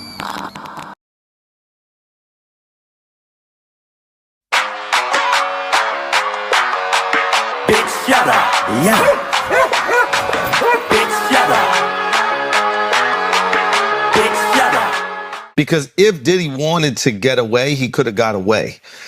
Diddy, for some reason, he's either incredibly arrogant and doesn't think that he can be taken down, or he believes that he's innocent, or he believes that there are people that would go down if he went down, and they wouldn't want that to happen. People in positions All of that of could power. be true, or he could just be too far gone. He could be too far gone off the drugs. Oh, you think and he's the really- alcohol and the power and the ego that he's just delusional as fuck. That power does corrupt. Oh man. my God! You seen it happen, huh? Yes, a million times. Like man, this actually when I read the indictment, I'm reading it. I'm just like, this is just a dude that's power. He's super power trippy, super ego trippy, and it's the drugs and it's the alcohol. Right? If you ask me, I think this man. This is a podcast, and this is what we do on a podcast. This is allegedly. Yes, I think this man has so much grief and trauma that he's just always trying to escape. That's why it's always so much drugs, so much alcohol, and sex. He probably just does that shit just to run from whatever trauma he's never dealt with. I think it's the sex, the drugs. It just helps him to escape, and he's always constantly trying to escape. Because that's the other thing people are not talking about in this indictment. All the drugs they found. Ketamine, coke, ecstasy. They said the night that the night he turned himself in, they picked him up or whatever, he had fucking pink powder in the room. Clearly the guy got a problem.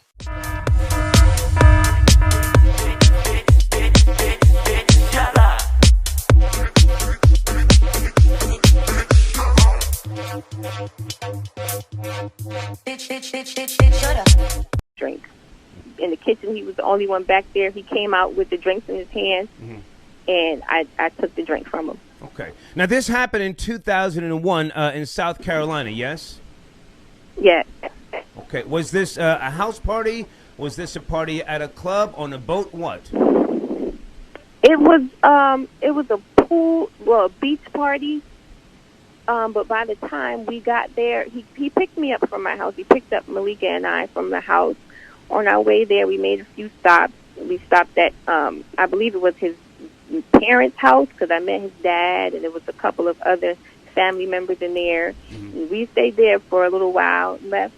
Then we went to the gas station. By the time we got to the beach, it was dark. So it was really no pool party, because the way he described it, bring your bathing suits, is going to be like this outdoor pool party, fun in the sun type of thing. By the time we got there, it was dark, and it was just a whole bunch of people inside the house. So now, after this sexual act took place that you claim took place, how did you then get home? The ambulance was called. Mm-hmm. Someone called 911. There was someone who was downstairs, outside, actually.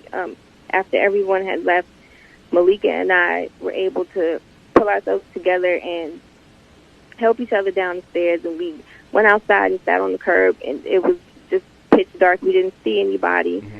Somebody pulled up. I don't know if these guys were at the party earlier or where they had came from, but someone pulled up and got out the car and asked us if we were okay. Right. And I believe it was that person who called 911. Suppose Charlemagne reaches out to you after we do this interview, and he says, hey, I want to give you a settlement, and I want you to recant your story and to call Star a liar. Then what? Listen, I don't want that man's money. I don't want nothing from him. I just want people to know who he really is. He's a liar. I have been dealing with this for over 15 years.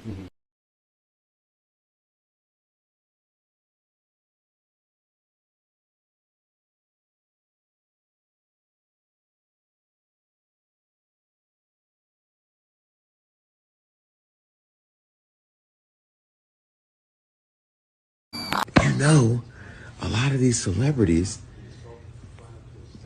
every single celebrity in the culture has been to Diddy's house, which means they've gone through all his phones, text messages. I can read you my text message to Diddy. What day is it airing on the show, on the network? Are you coming on the show? Diddy, what's this? It's all been business for me. It's been business for me. I don't have nothing inappropriate to them people because I don't deal with them like that.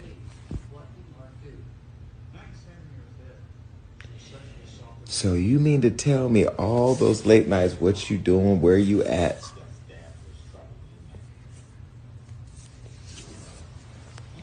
I've seen Jay-Z at his house. I've seen TD Jakes at his house. I've seen Chris Brown at his house. I've seen Jordan Woods at his house. I've seen Travis Scott at his house. I've seen Beyonce at his house. I've seen Tiana Taylor. I've seen them all. Now, we was all in the backyard, but I've seen them all. I've seen Usher there. I've seen DaBaby there. I've seen Justin Bieber there. I've seen... Everybody's been to a Diddy party. I've seen Lindsay Lohan, Ashton Kutcher, Demi Moore, Tyrese, Amber Rose. I've seen them all have been there. Mary J. Blige. I've seen them all. But just because you go to a Diddy party doesn't mean that you were getting sprayed down with Vaseline and baby oil. Because I can tell you right now, ain't nobody ever sprayed me with nothing. And I don't even play around like that. Let me tell you about me. I am so private with my personal intimacy that I love the fact that my business is private. Anything I've ever made public, I've talked about it on my show. I've been pretty much an open book with the activities, but I try to conceal the names because I don't want people bothering them. I learned as people started getting to know me, they would go track down anybody I'm involved with and then harass them. The people I deal with are private people. They don't want their business in the streets, and we ain't spraying each other down with baby oil.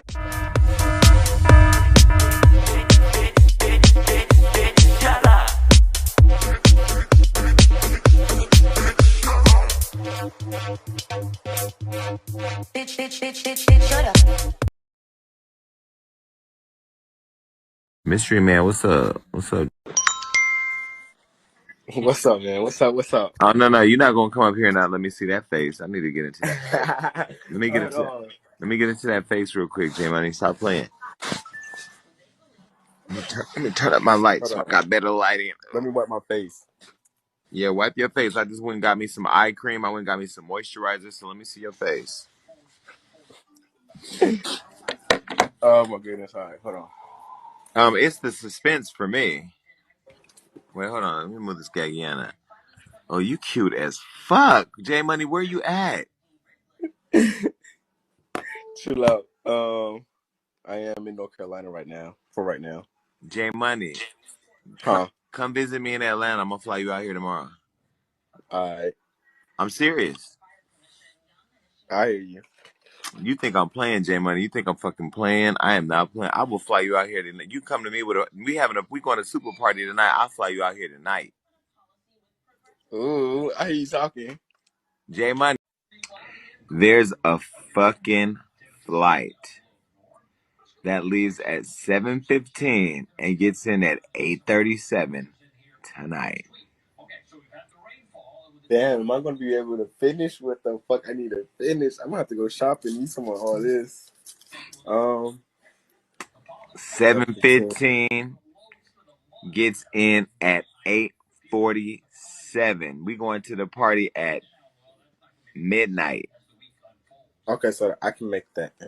Huh? I can make that. Are you sure you can make it? Hold on, let me double check. I'm gonna hop up on the scanner real quick. Let me call them. Right back. You come right back. All right.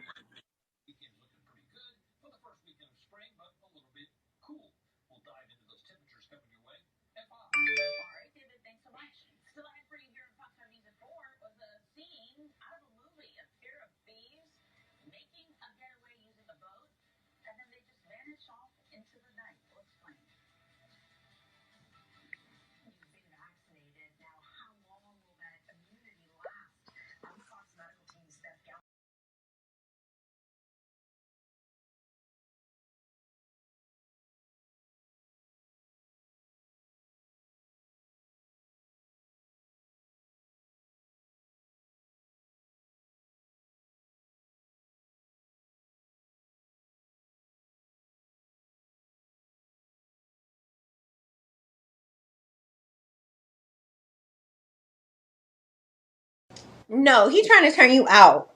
I know. I've chilled with him in real life and everything. Like, I know how he is. You know, he's You know, he's Jason So you Lee. know him in real life, you said? Yeah, he's Jason Lee, right?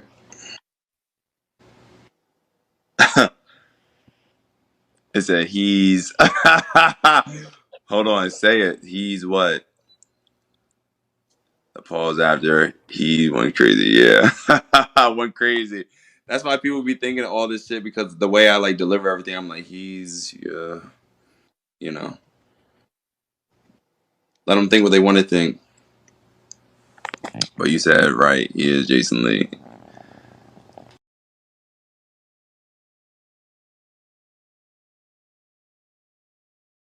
My thoughts on Diddy is sad, period.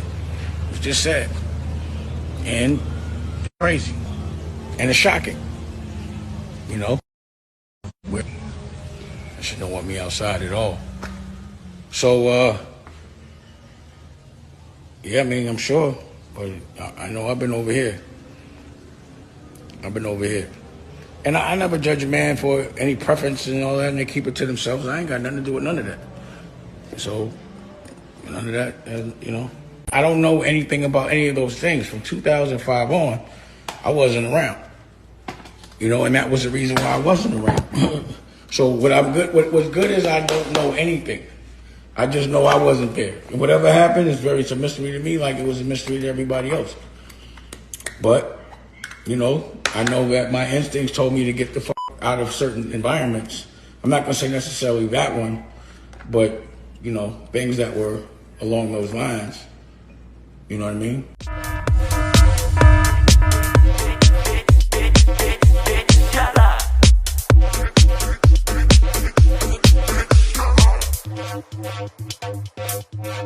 Bitch, shut up.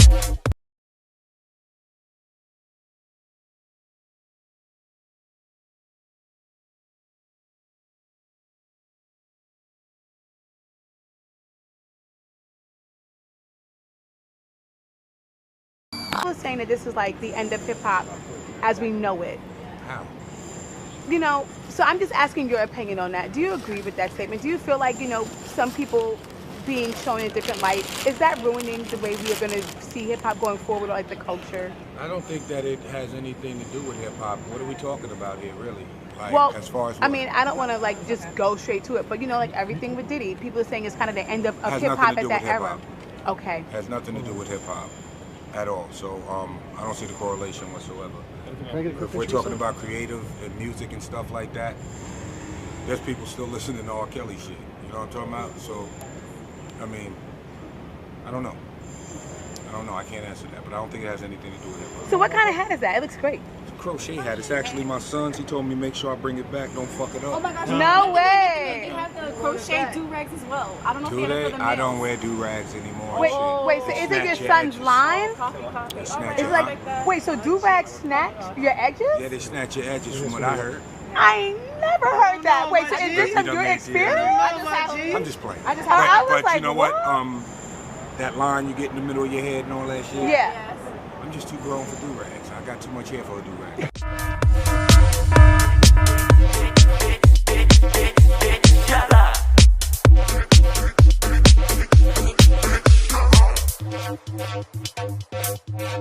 Bitch, shut up.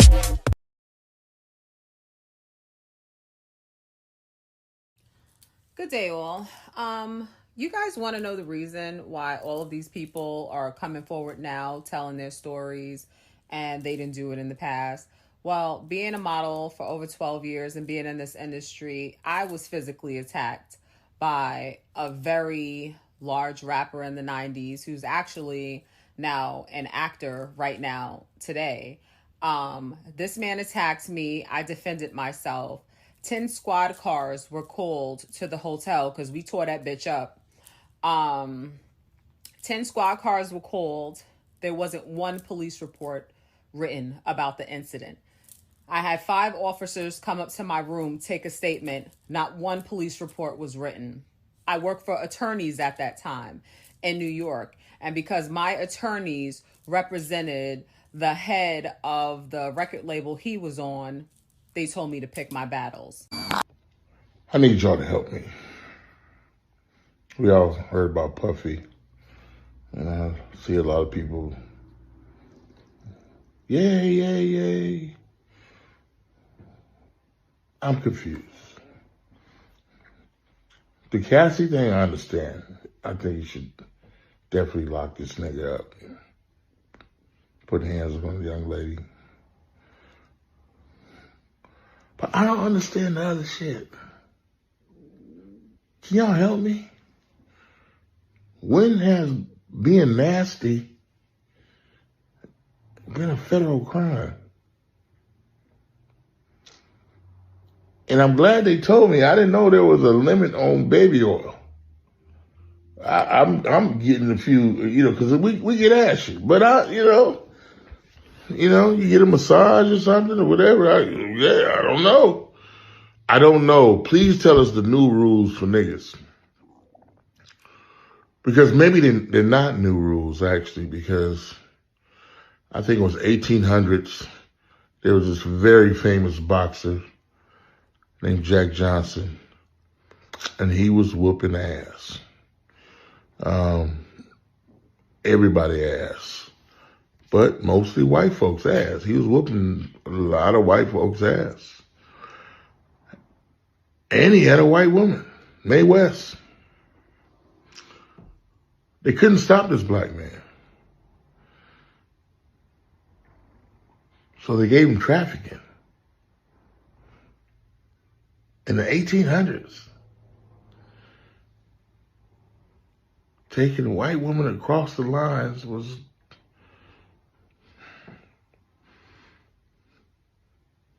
If he didn't do that, he wouldn't have stopped boxing. I thought I told you that we won't. Make it make sense. We need to know the new rules. You can't take anybody on vacation. You can't take anybody to Vegas. Damn sure don't bring them to Atlanta. I need y'all to help me because I don't know the new rules. Please tell me what was illegal.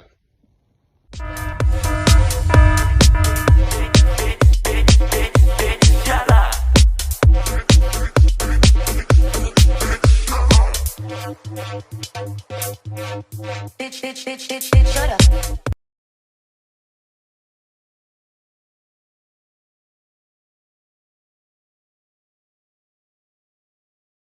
This is what airport surveillance cameras caught. Faison Love grabbing the valet, throwing him to the ground, throwing him into the desk, and then back to the ground. As Faison left the jail, he was asked what he would say to the valet.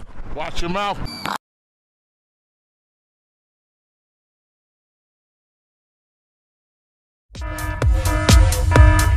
Bitch, shut up.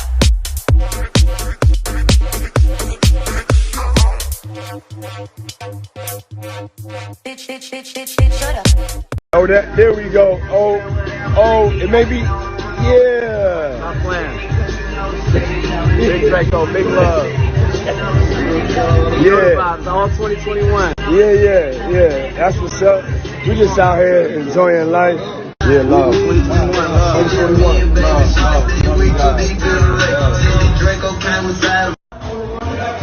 You know the vibes. Yeah, we just gonna take y'all around the room for a second. Nia's your daughter. Yes. When you hear some of the stories, Nia claimed that Soulja Boy kicked her in the stomach while she was pregnant, put a gun to her head, that type of thing. As a father, how does that affect you? Well, let me say this. Soulja Boy knows who I am. And he knows I'm deep. He knows I'm very deep. We had an altercation. I was called a lot of names, and I got an apology. I'm looking for an apology for what he's done to my daughter. I'm looking for that. As a man, I'm looking for that. And I think she deserves it. You know? Not even me. Because here's someone who really stuck behind him, did the show for him, you know, because she thought this was going to happen and that it was going to be them. I watched them live together and I didn't know all of that was going on. So I think if he were to be a man, a true man, which you rarely find a lot of them out there, who are able to really become a man and have a heart to say something as that equals to an apology, to make it right. If you don't, you weep with your soul. For the last time, can y'all take me off the list of names that y'all think is on these tapes? Why are y'all so hell-bent on putting niggas on these tapes? I'm not on these tapes, man. I'm not there. There's nothing there. My dad called me. They got him. They got him. They got you, buddy. It's over. It's over. Like I don't really have the deepest of dives on. No, true. Does it put you in a position because you It puts me in absolutely no. I want to be clear. No, listen. All right, go ahead. Does it put you in a position because you had a friendship with this guy, right? Does it make stop? you- I'm gonna let y'all gotta stop doing that up here too. But it came off like that. That part we're gonna stop doing. I'm gonna start correcting it. No, I didn't. Oh, okay. I feel like it was more like No, a I business didn't. I'm relationship. very clear in where I stand and where people stand with me professionally. I'm clear on how this business works. It ain't a surprise to me. I'm clear with why people invite me around, want me around, call the phone, text me. I've been on the other side of that. I know where my value lie. I know what I can do for other people, brands, and companies. I know how I'm seen. We not friends with nobody. My friends are my friends. Those of you out there, you know who you are. We text. You niggas is bugging. I ain't gonna hold you. Word. And I ain't the feds. Ain't nobody subpoenaed me. I ain't coming in to talk. This also has not been the nature of my relationship with him. Like, I ain't never seen him do none of this shit. I want to repeat that because I think that's whack too, when niggas in hot water and now you just rolling with the hot water even though you ain't never seen it. I've never seen none of that. But I read enough to see about to be a hard few up. About to be a hard few. For me, that's another piece off the chessboard. You niggas take yourselves off the chessboard.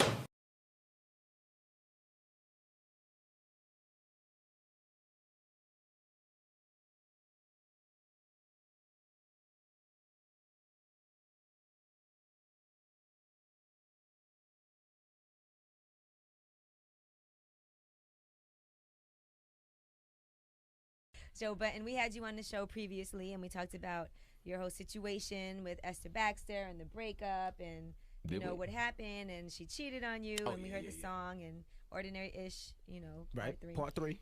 But now she's come forward and done an interview, and she's released some pictures. One of them did make people sick because there was like a fetus in the toilet. No, it made me sick too. All right, is that a real picture? Is that really that's. Wait, is it really what? Is that really like her fetus miscarried in the toilet? That's what she sent it to me as. Okay. Now she's saying that you beat her, you strangled her, and you sat on her stomach and caused her to lose her baby. We actually have that For audio. a half hour. Hold on, we have the audio. We got into an argument and just basically ended up choking me so I couldn't breathe, slamming me up against the door, like in the closet doors. He threw me on the floor, grabbed me by my wrist and sitting on my stomach for half an hour while I was 3 months pregnant. Went to the hospital where I found out that I lost rush my home, daughter. and I go in the other room, and she's in the bed, and I said, "Wake it up, wake it up. What are we gonna do?" And she was just like, "What do you mean? I'm asleep." Just like real arrogant. I'm like, "What are we gonna do? This ain't gonna continue like this. Right. What are we gonna do?" So I dragged her out the bed. I definitely did. After a couple more lines of that arrogant talk. By her feet, hair, arms. No. My feet. A little light drag. Nothing. Came home, we wanted to have a Little conversation with Esther Baxter. Little light You dragged out the off bed. a nice king size on a beautiful plush carpet. Okay. Like, please. Okay. So we went back and forth with the beefing for about maybe all of 4 to 5 minutes. And then I caught myself. It's like, all right, you bugging. And I went in the master bedroom, and I sat by the balcony, and I just smoked a cigarette. Nope, you dragged her off the bed, Joe, and you sat on her stomach and held her down so she could hear you. Come on. No. And I smoked a cigarette, and I'm sitting there, and I'm just chilling. So, and now this bedroom, there's 2 entrances. So I thought that I locked both of them. Right. Clearly I didn't. So one was locked, one wasn't. So she comes around the long way. Right. Because the house is huge. So she comes around the long way, and she's screaming and yelling at the top of her lungs. So in my head, I'm like, oh, okay, so I spazzed. So I guess it's her turn to spaz now. So she comes in, she's screaming and yelling at the top of her lungs. I'm like, dogs, we just did this. It's over. You're still smoking around a pregnant woman. Okay, keep going. He left the No, room. I was alone. She came in his vicinity. Objection. Yeah. Oh, okay. Objection, Your Honor. Okay. Go ahead. So, but and I'm by a balcony. Anyway, so she comes in. I'm like, fam, we did this already. We don't have to do this. Right. She's still screaming. She's screaming. I'm ignoring her. I'm still smoking. On her way out towards the door that's locked, my computer's on the bed. Uh-oh. That's never good.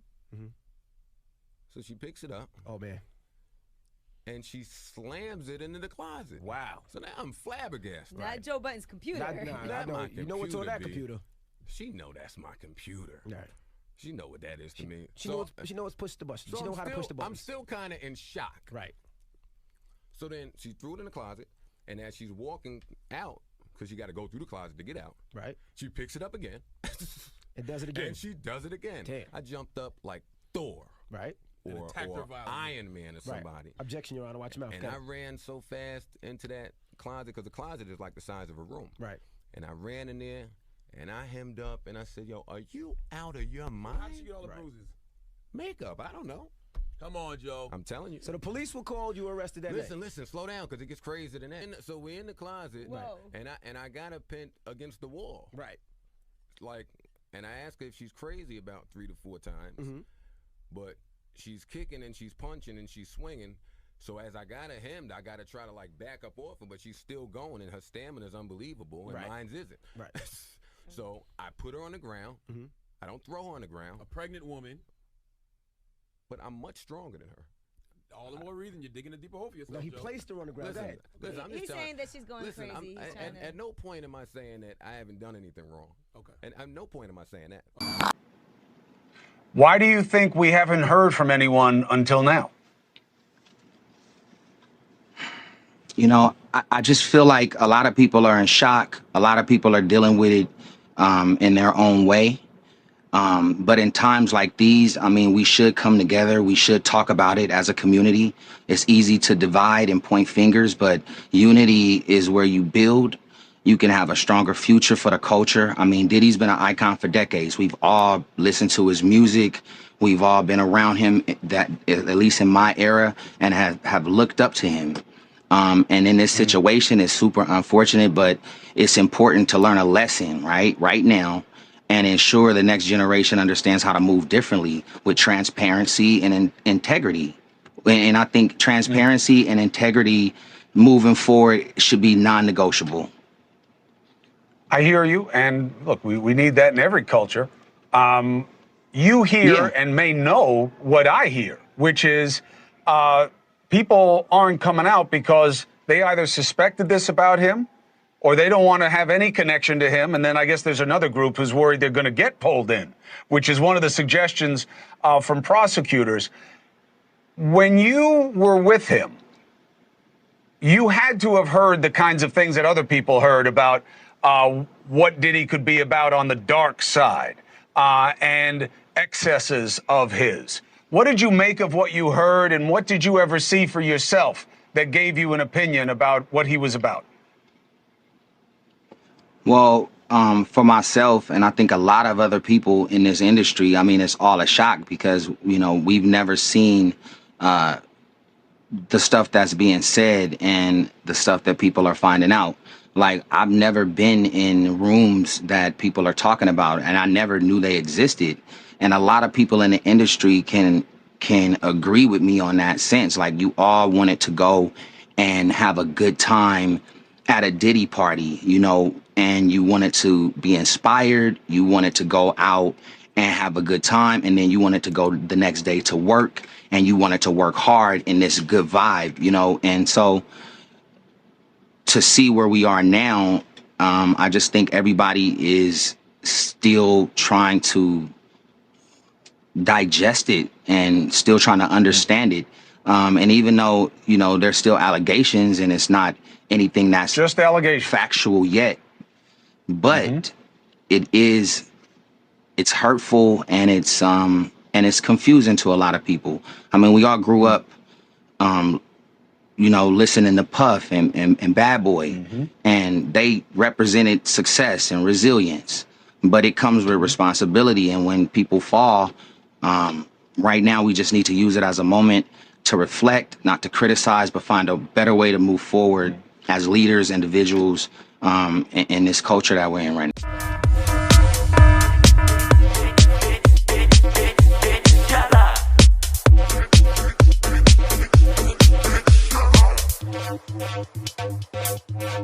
Bitch, shut up.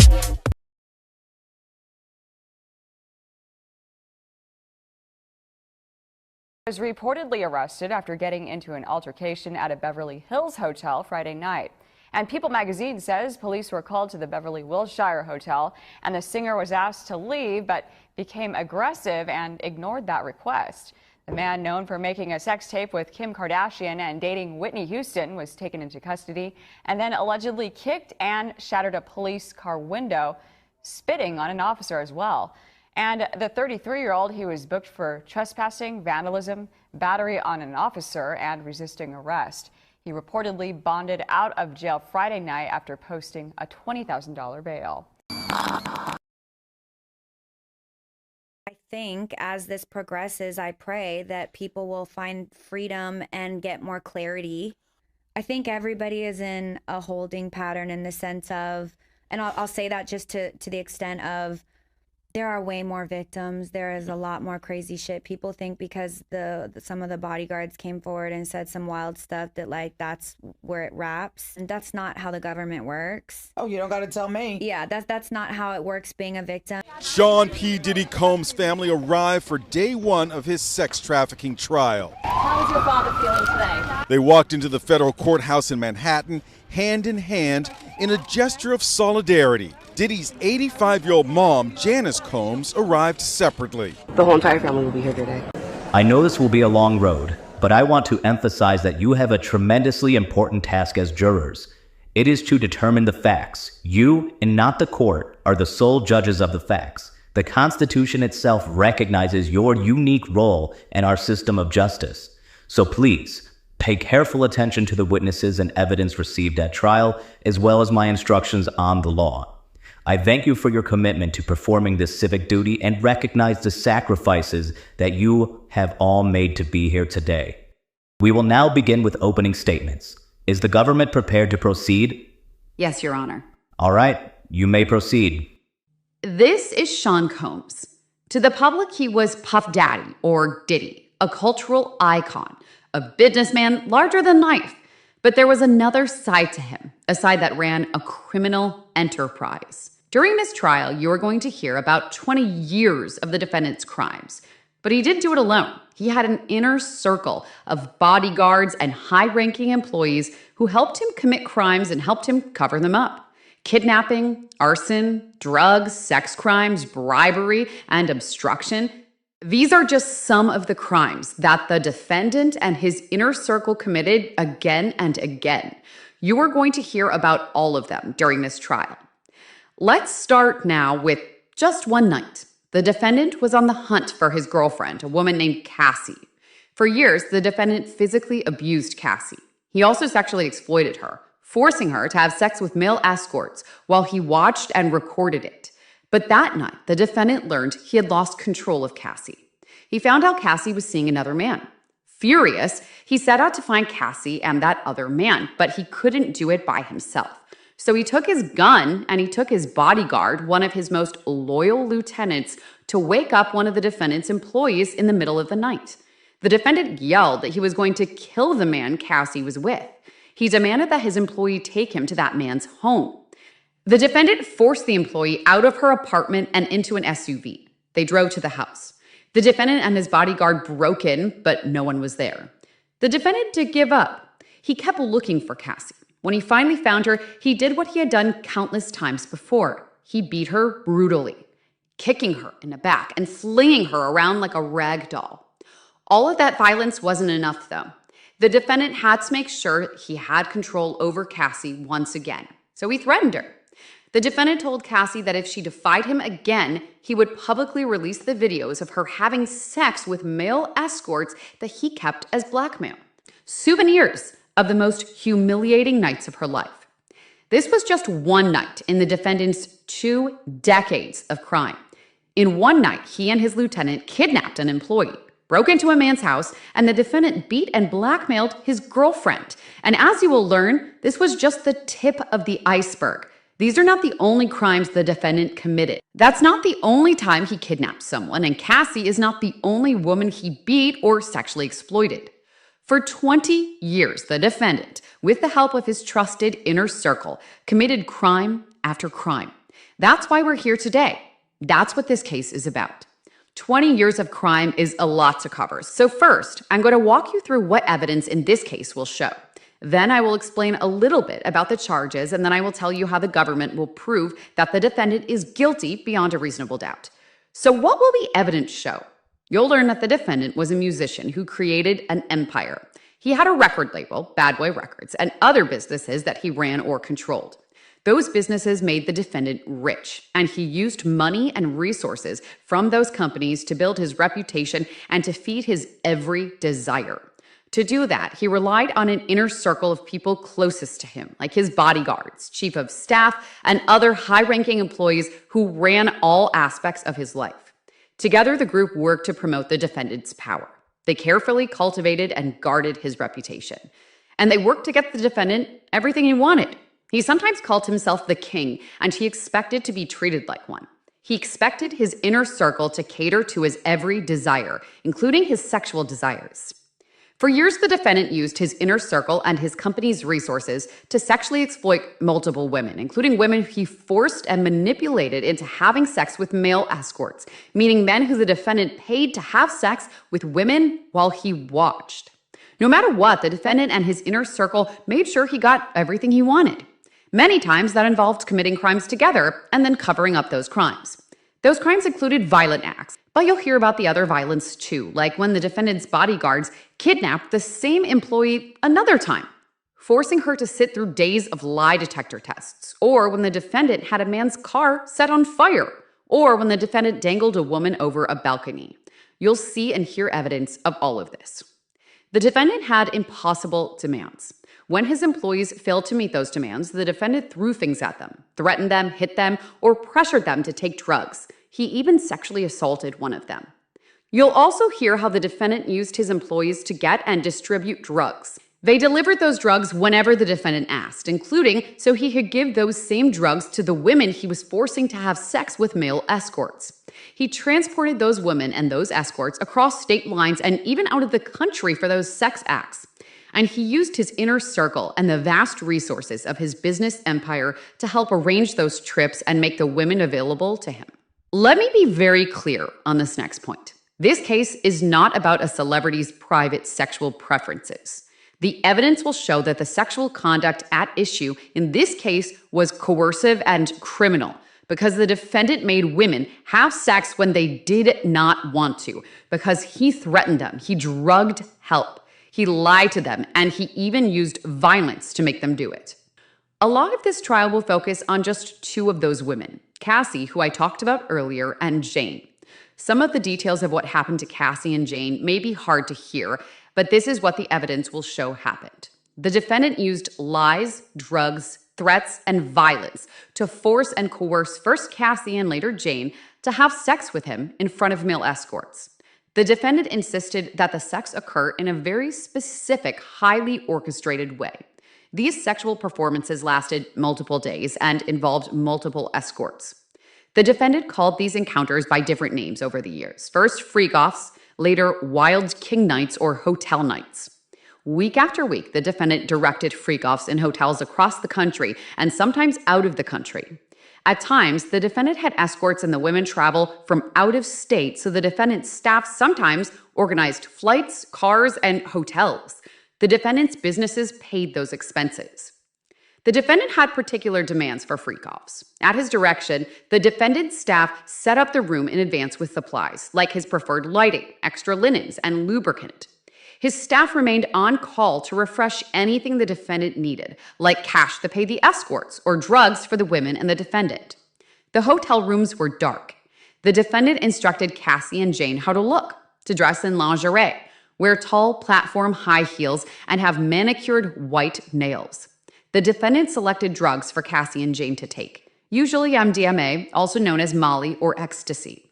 Sometimes those drugs made Cassie and Jane sick, but they also made the woman more uninhibited and sexually aroused. The defendant fed Cassie and Jane drugs throughout the freak-off so they could stay awake and perform for him for hours and days at a time. Once an escort arrived, the defendant dictated every step of the sexual activity that followed. Sexual activity that followed the same pattern. And he expected the women to enjoy themselves, to appear to, while they did it. The defendant masturbated throughout the freak-offs and often video recorded part of them. Now, I want to tell you more about Cassie and about Jane. Cassie was a 19-year-old model, an aspiring singer with a hit song when she met the defendant in 2006.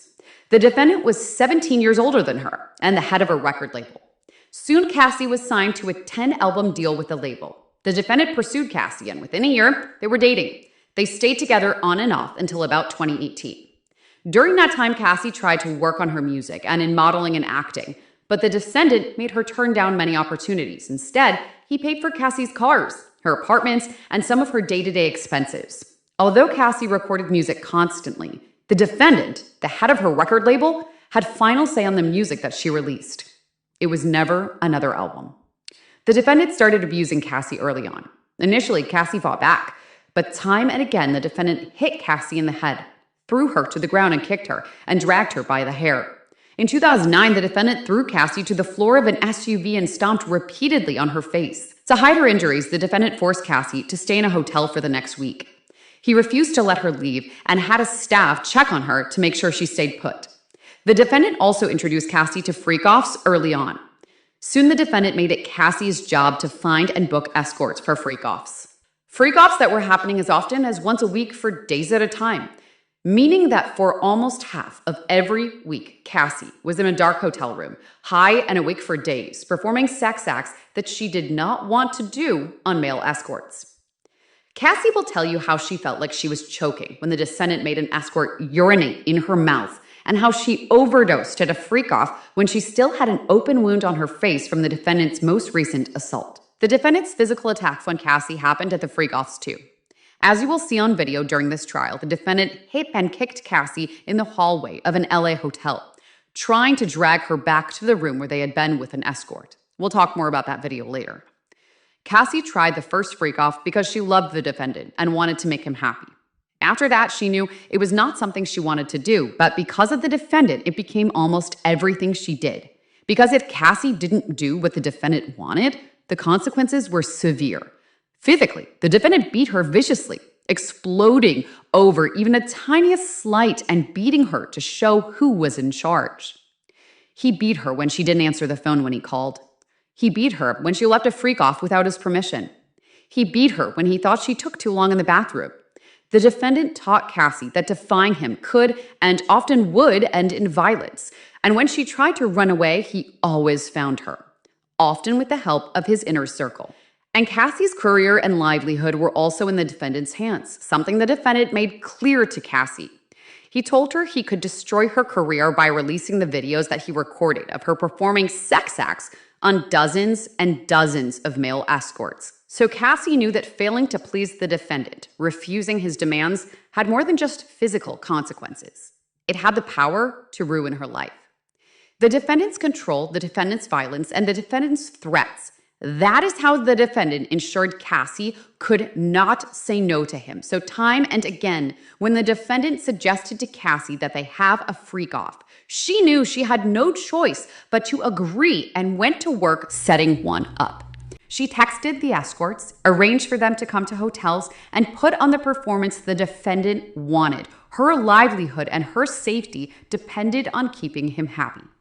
Cassie's relationship with the defendant was complicated. You will hear during this trial that both Cassie and the defendant were unfaithful, jealous, and at times angry, but only one of them had power. Only one had control, and that was the defendant. And with that power and with that control, he made Cassie do his bidding in those dark hotel rooms. You'll learn, though, that Cassie was not the only woman the defendant did this to. This was a part of a pattern. Now, I want to tell you about Jane. Jane was a single mom who started spending time with the defendant in 2020. The defendant pursued and romanced Jane, who fell in love with him quickly. Jane was not seeing other men, but the defendant was seeing other women at the time, so his relationship with Jane was not at all public. For the first few months, their sex life was just the two of them, and Jane was happy. That was until the defendant introduced Jane to freak-offs. One night, when they had already taken drugs and been having sex for hours, the defendant told Jane about freak-offs. Jane agreed to try one to make the defendant happy.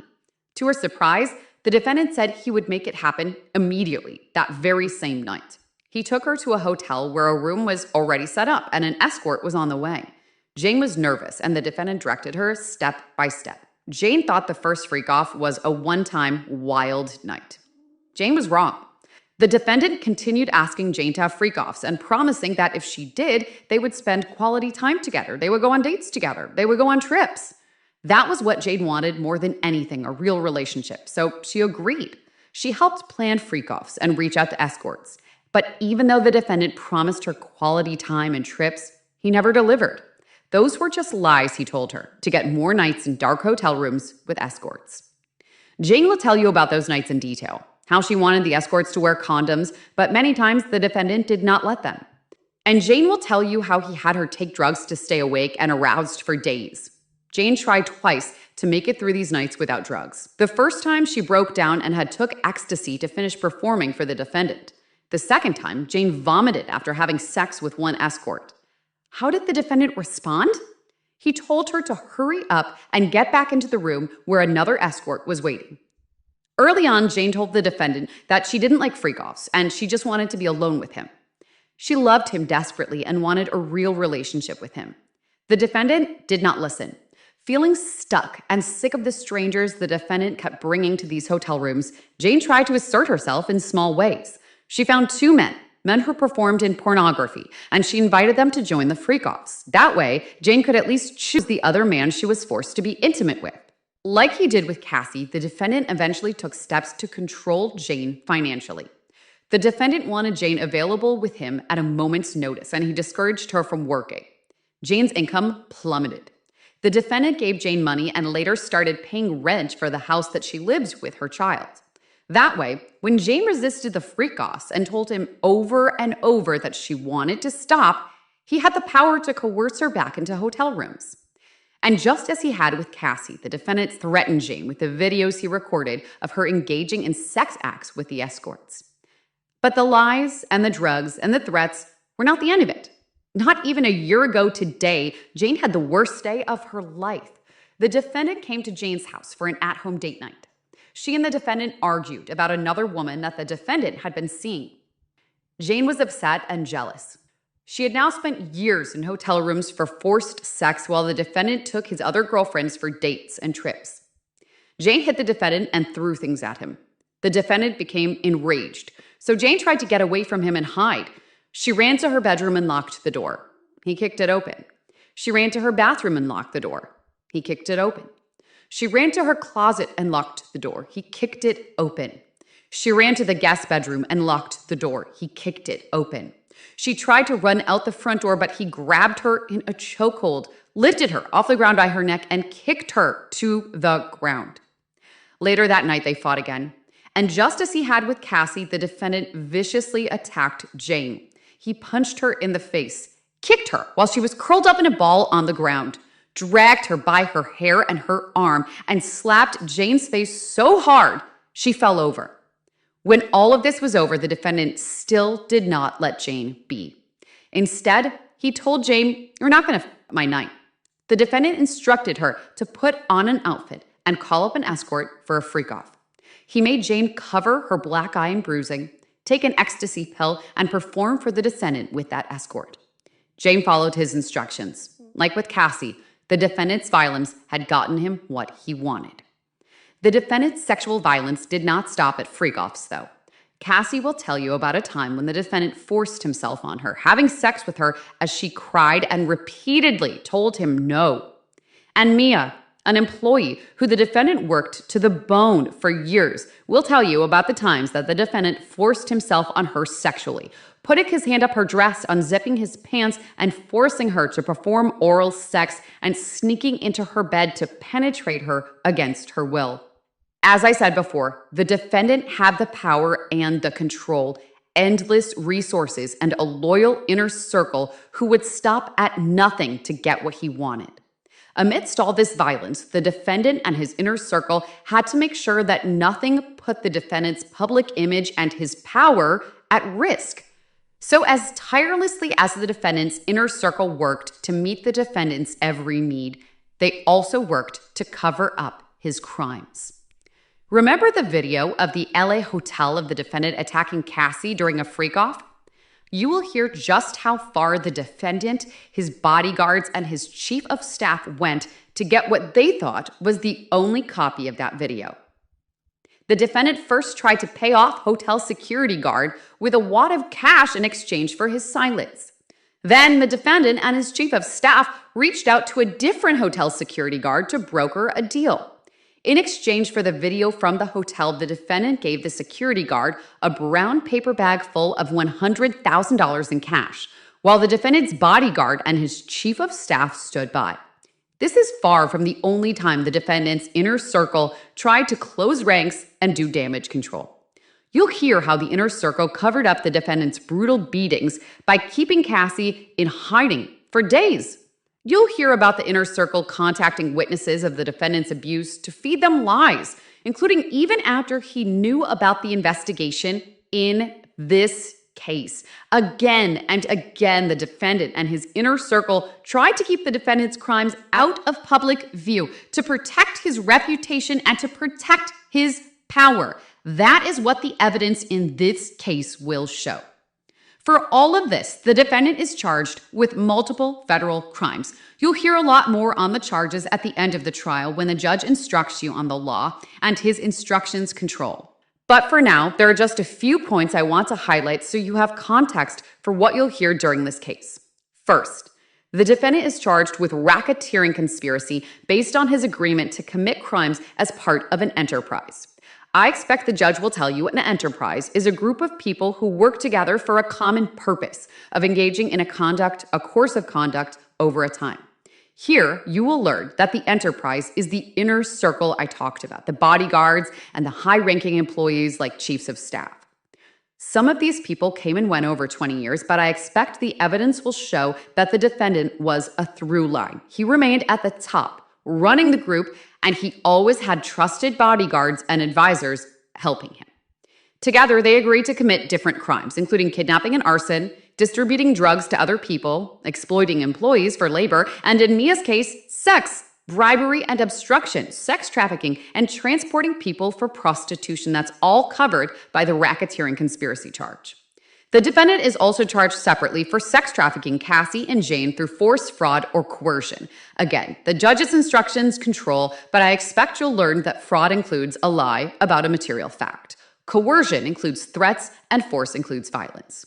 The defendant is charged with using all three tactics to make Cassie and Jane participate in days-long, drug-fueled, recorded sexual encounters with male escorts against their will. Finally, he was charged with transporting Cassie, Jane, and male escorts across state lines for these sexual encounters. How will the government prove to you beyond a reasonable doubt that the defendant is guilty of these crimes? You'll hear from witnesses, including Cassie and Jane, two of the defendant's victims.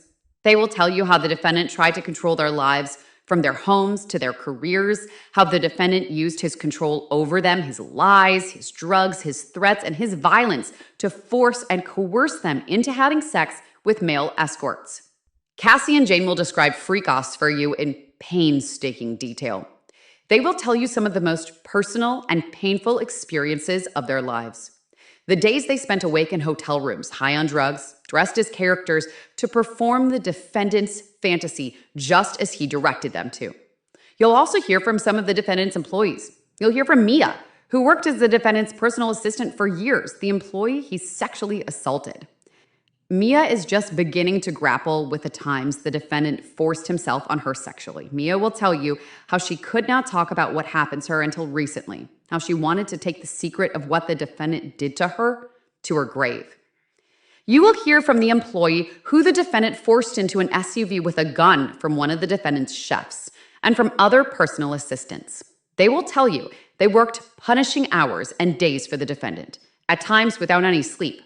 They will tell you how the defendant ordered them to buy drugs for him, how they used all the resources at their disposal to make sure the defendant always had everything he desired, how they were expected to keep quiet about what they saw and what they heard in the defendant's homes. You will learn that some of these witnesses and victims, including Cassie, have already received financial settlements from the defendant or have filed lawsuits against the defendant. But these witnesses will tell you they'd trade any money from the defendant for not having been abused. You will also hear from some of the escorts who participated in freak-offs with Cassie and Jane. They will tell you how the defendant directed the sexual activity between escorts and Cassie or Jane, down to the detail of how they touched each other, the specific sex acts they performed, all while the defendant filmed it. You will even hear from an escort who saw the defendant assault Cassie and drag her by her hair during a freak-off. In addition to these witnesses, you will see documents that prove the defendant's crimes. You'll see records from hotels, car services, and airlines showing the dates and locations when the escorts and women traveled to meet the defendant for freak-offs. You will see records of the physical damage the defendant in his freak-offs caused the hotel rooms where he stayed. You will see dozens and dozens of text messages about freak-offs, including messages from the defendant to his staff asking for more cash to pay escorts. Messages where the defendant tells Cassie what drugs to take and when before freak-off. And messages from Jane to the defendant telling him over and over again that she did not want to do freak-offs. And you will see videos of some of the freak-offs, the videos the defendant used to blackmail Cassie and to blackmail Jane. Those videos capture just small parts of these days-long performances. In them, you could hear the defendant providing direction to Cassie and Jane, and you will see Cassie and Jane do exactly what the defendant tells them to do. You will see them put on performances high on ecstasy, where they pretend to enjoy themselves because that's what the defendant said he wanted. You will see for yourselves the defendant's violence in its aftermath. You will see photos of Cassie and her injuries from the defendant's assaults. You will hear from witnesses who saw the defendant assault Cassie or saw injuries he inflicted on her. You will see photos of the damage the defendant did when he kicked in 4 doors at Jane's home. And you will see videos of Jane with bruising still on her face days after the defendant attacked her and forced her to do a freak-off not even a year ago. You will see for yourself what the defendant had in his homes in March 2024 when they were searched. Guns, the defendant's so-called med bag full of illegal drugs, and freak-off supplies like lubricant and platform high heels. Finally, you will see and hear evidence of how the defendant and his inner circle worked to keep his reputation and his power intact for all these years. You will see the agreement signed by the hotel security guard barring him from speaking about the $100,000 that the defendant paid him for the hotel security video. You will hear recordings of phone calls when the defendant called Jane after Cassie had filed a lawsuit. You will hear him. You will hear him try to manipulate Jane into saying she wanted to have freak-offs. You will hear him interrupt Jane when she pushes back. You will hear the defendant's thinly veiled references to continuing to pay for Jane's home in exchange for her silence. You will see the text messages the defendant sent to his chief of staff right after talking to Jane to make sure that Jane's rent would still be paid on time. The evidence will come in piece by piece. It won't always come in chronological order, but by the end of this trial, when you've seen and heard all of the evidence, you will see how it all fits together. you will see how it proves that the defendant led and controlled an enterprise that enabled him and others working for him to commit many crimes. How it proves that he forced and coerced Cassie and Jane into sex with male escorts, including by having them travel to other states and countries so that those sex acts could happen. And you will see how all of these crimes and the empire the defendant controlled was designed to fulfill his sexual desires, to protect his reputation, and to keep his power. At the end of this trial, we will have the opportunity to speak with you again. But between now and then, I would ask that you do 3 things. First, please pay close attention to the evidence. Second, please follow the judge's instruction on the law. And third, please use and trust your common sense. If you do all that, you will reach the only verdict that is consistent with the law and the evidence in this case, that the defendant, Sean Combs, is guilty. Diddy entered the court wearing a white shirt and a casual crew neck sweater. He faced his mom and his kids and placed his hand on his heart, made a symbol of the heart with his fingers, and blew them a kiss. In her opening statement, the prosecutor told the jury Diddy called himself the king and expected to be treated like one. She showed the jury this notorious surveillance video, which shows Diddy viciously beating his then-girlfriend, Cassie Ventura, the star prosecution witness. Now, the mother of Sean Diddy Combs and his kids left court today after a very rough day. They showed up to support him as his trial kicked into high gear, but some of the testimony was so disturbing that his 3 daughters walked out of the courtroom. Male strip show manager Daniel Phillip took the stand and testified that he was booked by Cassie Ventura to dance at what he thought was a bachelorette party, but it turned out to be only Cassie and Sean Diddy Combs in a hotel suite at the Gramercy Park Hotel.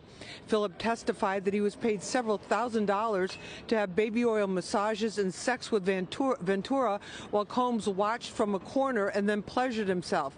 He said that was the first of many sex encounters in Manhattan at their residences and also at other hotels. Now, the first witness that spoke, that testified and got on the stand, was a security guard at the hotel where Cassie Ventura was beaten in that horrific video that pretty much everybody saw in Los Angeles in 2016. Now, he testified that he shielded her from Combs because Combs did not want her to leave the hotel after the attack, but he says he shielded her, helped her go back to the room, get her bag and her phone, and get her out of there.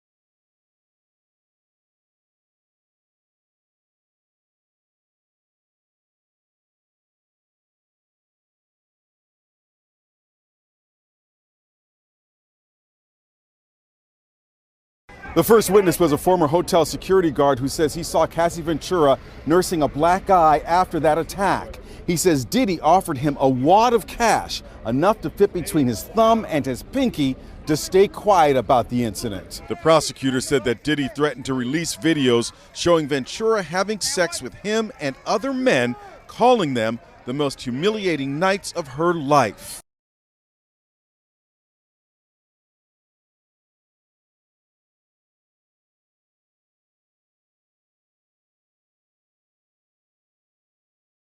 The jury that was sworn in today consists of 8 men and 4 women. The youngest is 30. The oldest is 75. It's a racially diverse group and includes 4 white and 5 black men and women. I spoke with jury consultant and attorney Claudia Colon. The more different people are, the more likely they're going to argue in the deliberation room, and that's exactly what the defense wants. Diddy's defense attorney told him to stand and face the jury. She introduced him as plain Sean Combs.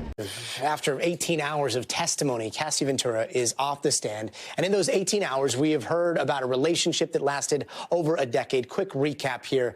Cassie and Sean Diddy Combs reportedly started dating in 2007 after she became the face of the rapper's fashion label, Sean John. The next few years, the couple would start appearing at public events, go on trips together. Turn the music down. Never mind, talk loud. Hey, hey.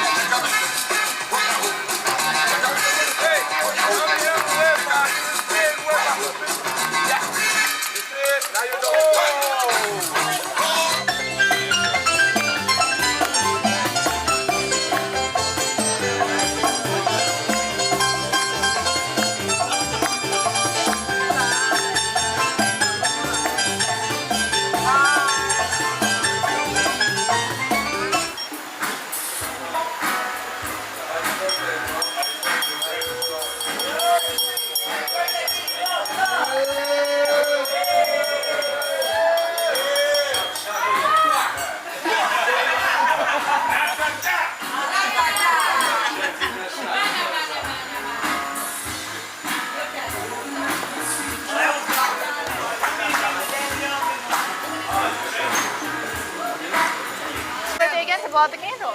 Happy birthday to you. Hold on. Happy birthday. I'm gonna sing for my motherfucking birthday. That wasn't good. I want you to sing That from wasn't the top good. of your lungs. Oh, no, that was the top of my lungs, though. If you don't feel it, let's not do it. That was the top of mine. Feel it. Top of mine, very top. Very, very top. Happy birthday to you. Hey, happy birthday to you.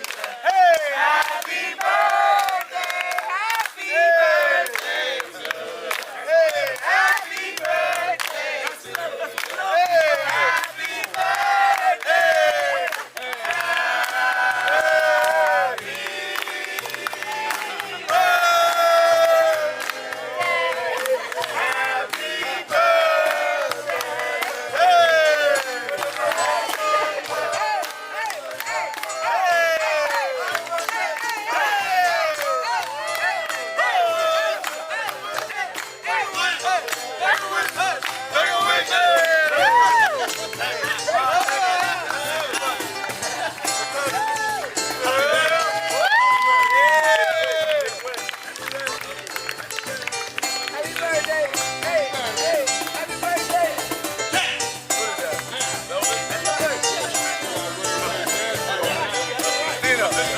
kind of cake is that?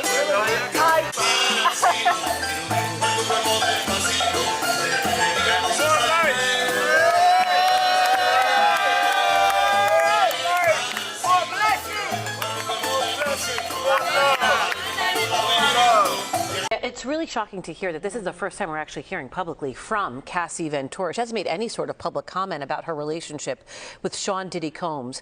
This all comes after that bombshell 8-figure settlement in her civil case.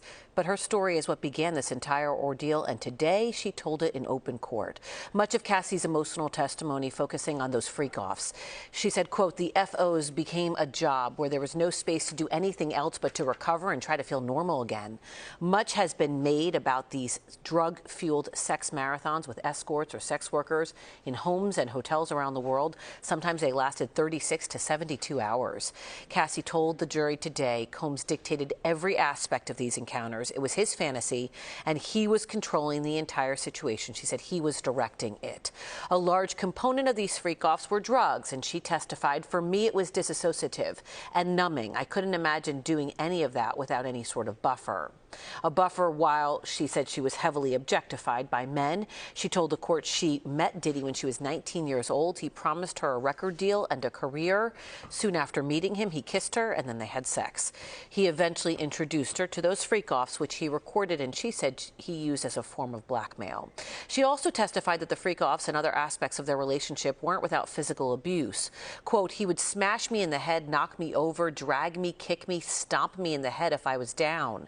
When asked how often she was abused by Diddy, she said, quote, too frequently. We want to begin tonight with Cassie Ventura back on the witness stand in the Diddy trial. The R&B singer testifying in graphic detail about the physical and sexual abuse she says she was subjected to at the hands of her ex-boyfriend, Sean Diddy Combs. All this as prosecutors showed still images from the videos of encounters Diddy allegedly referred to as freak-offs. Fox Eye's Richard Jacobus is here now with more on the dramatic testimony from Cassie's second day on the stand. Natasha, Steve, once again, it was a dramatic day in court. Cassie Ventura broke down and cried on the stand. The R&B singer said at one point during rehab and trauma therapy, she didn't want to be alive anymore because she could not take the pain. A key revelation today was Ventura's admission that she settled with Sean Diddy Combs for $20 million in a 2023 lawsuit that the accused hip-hop mogul of raping and physically abusing Ventura for decades. Ventura saying, I wanted to be compensated for the time and the pain and the many, many years of having to try to fix my life. She says she testified against Combs to do the right thing, and so she no longer has to carry the shame and the guilt. Ventura's attorney saying outside court tonight that today was a powerful one in court. She's very pregnant. She's about to give birth, but she's holding up strong. I mean, having to recount what happened during those 10 years and beyond, and talking about her contemplation of suicide, really just very powerful. And one of the most serious accusations Ventura has made against Combs is that he raped her after they had broken up in 2018, telling the court, quote, I just remember crying and saying no, she says, but it was very fast. Ventura claiming that she didn't even think Combs noticed that he did rape her. The jury today was also shown sexually explicit images taken from the freak-off videos. A female juror appearing to exhale, letting out a deep breath while putting her hand over her chest. And a male juror seemed to quickly look away when the images popped up. Asked if Ventura was ever injured in Combs' freak-off, she replied that he would, quote, grab me up, push me down, hit me in the side of the head, kick me, you name it. Attorney and jury consultant Madeline Somerville says tomorrow is the true test, cross-examination. Will Cassie Ventura hold it together and not buckle under pressure? To an explosive day of testimony in the sex crimes trial of Sean Diddy Combs, star witness Cassie Ventura is questioned by the defense, who tried to portray her as a willing participant in the freak-offs. And Fox Eye's Lisa Evers is live in Lower Manhattan. And after spending the day in the courtroom, Lisa is bringing us up to speed. Lisa. Yes, well, Natasha and Bianca, the court session here ended just a short time ago. That is later than usual. That's because they're trying to wrap up this testimony with Cassie Ventura, the cross-examination of her, within 2 days. Now, just a short time ago, take a look at this video. We saw Sean Combs' sons leaving the court, getting into the black Sprinter that takes them to and from the trial. Combs' 3 daughters were not in court with them today. They were missing yesterday as well. Just moments ago, we caught up with Cassie's attorney, Douglas Wigdor. Here's what he had to say. The facts are the facts. She's telling them as they are, her truth. And they are what they are. This is not a typical cross-examination. There's no issues with her credibility. There's two sides to every story, and you can't rush the judgment, and you have to just wait until all the facts, and we did see the facts, and we did see the receipts as to what was happening in real time with their relationship. Now, this was Cassie's first day under cross-examination by Diddy's defense team. It was her third day on that witness stand under oath. Natasha and Bianca. Cassie also dropped a bombshell statement about Diddy's drug use. What does she have to say about that? She did, Natasha. Well, they were trying to show that they had this lifestyle that was very, it was an on-again, off-again relationship. There was a lot of drug use and abuse. The bombshell came towards the end of the session today, where Cassie testified that Diddy overdosed in 2012. She actually drove him to a hospital, and that's the first time we've been hearing that his alleged drug use went that far. Now, his defense team has said that he had a drug addiction problem. She had a drug addiction problem. She talked about that again today, because they're really trying to show that she was right there with him, that she was not in a situation where she was being trafficked. Natasha and Bianca. Elisa, before you go, we're talking about wrapping up week one. So what's going to be happening next week? What can people look forward to that? Well, we have one more day of cross-examination for Cassie Ventura. I think that's why they went a little bit later. The most powerful part of Cassie's testimony today, and probably out of all 4 days that she was on the stand, came during questioning about the $20 million settlement she received after that civil lawsuit against Sean Diddy Combs. The defense tried to imply that money was tight for her at the time and asked her if the reason why she canceled her scheduled tour overseas was because she now had millions of dollars. She responded by testifying and crying on the stand, saying, "I'd give that money back if I never had to have freak-offs. If I never had to have freak-offs, I would have had agency and autonomy, and I wouldn't have had to work so hard to get it back." Her husband left the courthouse after sitting through testimony nearly all week, listening to his wife detail all the alleged sexual abuse she endured over 11 years. An audio recording was also played in court of her confronting someone named Sujit, who said they had video on their phone of Cassie pleasuring herself and having sex with someone who wasn't Diddy. More texts between Diddy and Cassie were shown of Cassie showing enthusiasm for the freak-offs, not something she said she wanted to do, but did it to please Diddy as her career took a backseat, saying it became like another job, setting up the freak-offs, preparing for them, and recovering from them. Cassie also testified that she went to rehab for opiate addiction and still takes medication for it. One of Cassie's lawyers spoke out after she wrapped testimony. Everything that she's gone through in the 10 years or so with Sean Combs, her drug addiction and her recovery, to be able to come into this courtroom and testify for the last week on these very graphic subjects is a true testament to her character. And her husband, Alex Fine, released this statement in part saying, "I did not save Cassie, as some have said. To say that is an insult to the years of painful work my wife has done to save herself. Cassie saved Cassie. She alone broke free from abuse, coercion, violence, and threats. She did the work of fighting the demons that only a demon himself could have done to her. All I have done is love her as she has loved me." And Cassie also in part releasing this statement, "This week has been extremely challenging, but also remarkably empowering and healing for me. I hope that my testimony has given strength and a voice to other survivors and can help others who have suffered to speak up and also heal from abuse and fear." Cassie also revealed that she received $10 million from another settlement involving Intercontinental, the hotel where she was captured on TV, on surveillance video rather, being beat and dragged and kicked by Diddy. Don?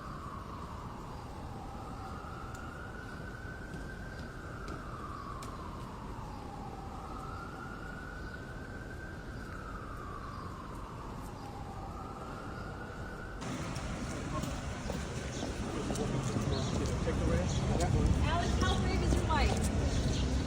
How brave? What do you want to happen? Alex, keep your head up, man.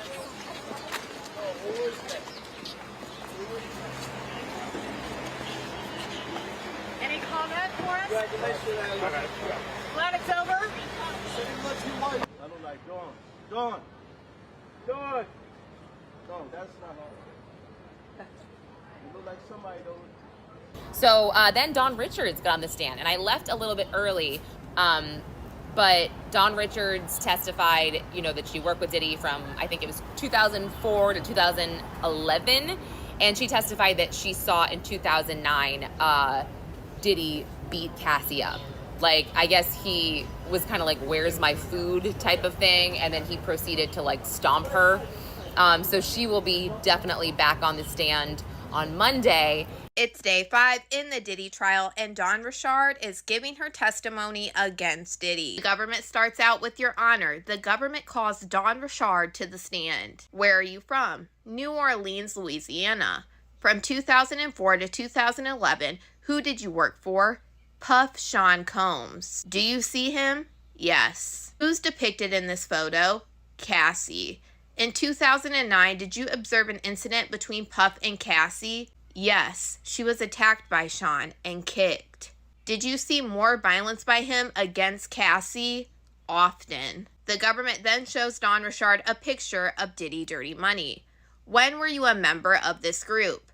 2009 to 2011. The incident in 2009 when Sean Combs beat Cassie, where was it? In Sean Combs' LA home. We were recording. What did he do? He was saying, where the F is my food? He grabbed a black skillet with eggs and tried to hit her over the head. Cassie dropped to the ground. What did she do? She was in a fetal position. Then what? Sean Combs was kicking her in the head and the body and then dragged her up to the first floor. Glass was breaking and yelling. I was scared for her and for me too. Did you intervene? No. Did you call the police? No. The next day, what happened? He said it had been passionate and she was okay, and that it would be better if we didn't talk, that people could end up missing. How did you understand that? Death. Diddy's team then yells, objection. Then the judge calls a sidebar and ends her testimony for the day. But Dawn Richard will be back on Monday to give the rest of her full testimony against Diddy. But right before they brought Dawn Richard in, they actually had a Homeland Security agent testify against Diddy about when they came and arrested him to take him to jail. We moved on to the next witness, Yasin Binda, the special agent with the HSI. She works in the human trafficking department, international and domestic, and she also did crisis negotiation. So she served a bunch of subpoenas in the case. We saw a photo of a guy named Paul Arthur. She served him in March of 2024. I have not looked this guy up. He did not look familiar, but I need to look up him after this. His name is Paul Arthur. But anyway, she worked on the arrest of Diddy in September of 2024. She arrested him at the Park Hyatt Hotel. She was in charge of taking pictures. So we saw pictures of the Park Hyatt, and she testified that she thought that there was a woman that was staying with him. I mean, who knows, maybe. And then actually, and it was a lot of, it was a lot of, I don't want to say it was boring, but it's boring stuff, but I know it's important. I understand it's important.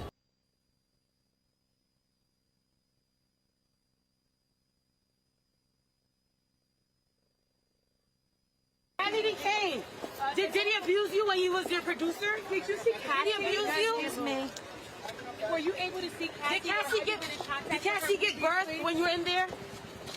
What do you think about Cassie? Justin, how are you feeling about the testimony?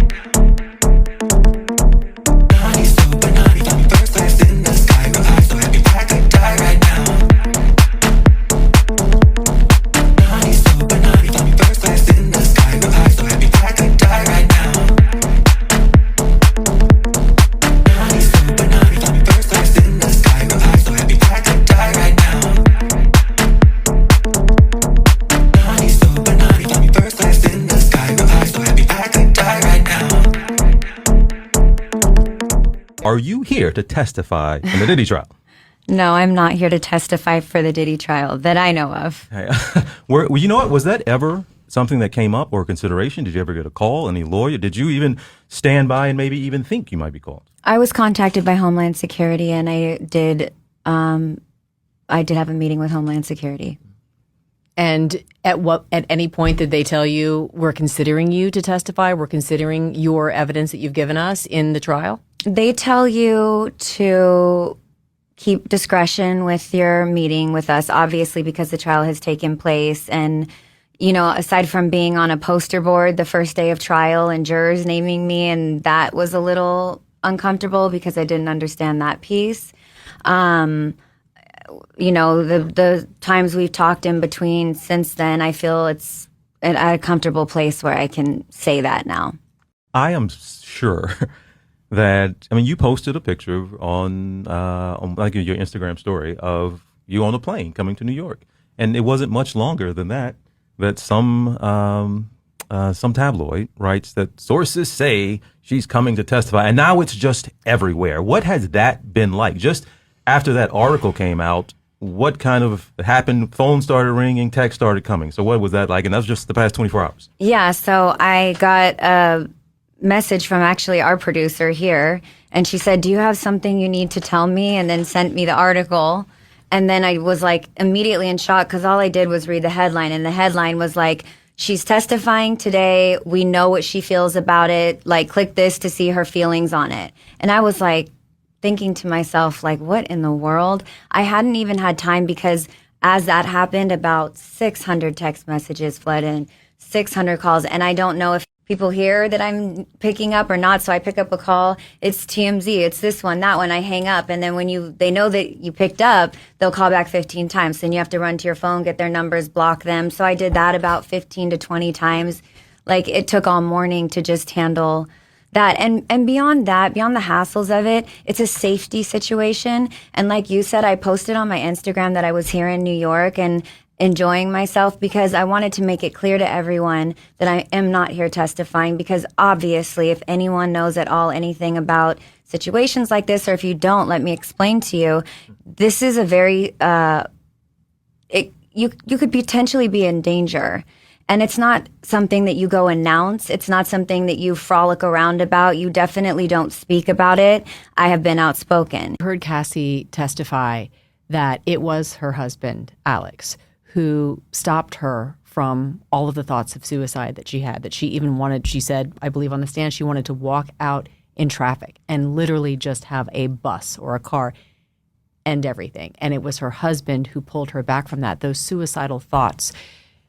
I'm curious about your reaction to that and your experience and other bandmates' experience, the power he had over so many people, that it actually could contribute to you feeling like you wanted to end your life. I mean, was that shocking to you? Do you relate at all to how Completely Cassie relate. felt? I've had many times where I felt that way. What it is not, you know, what the deeds done were, to what level the deeds were done to you, because we all have experienced different levels with this man.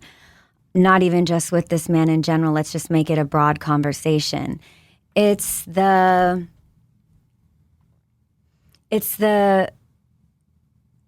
disposable part that makes you want to go. It's the being so easily disposed of. I'm an artist that put my whole life into this. You signed me. I worked my ass off. I've got platinum records and I didn't see a penny, and now I'm driving an Uber and getting laughed at because someone recognized me on the internet. That's somebody's story. That type of pain in knowing that you were able to work so hard to achieve levels that most people don't even get to experience of accolades, and it also should be a financial compensation because it's not easy to do the things that we were doing, and we were worked to death.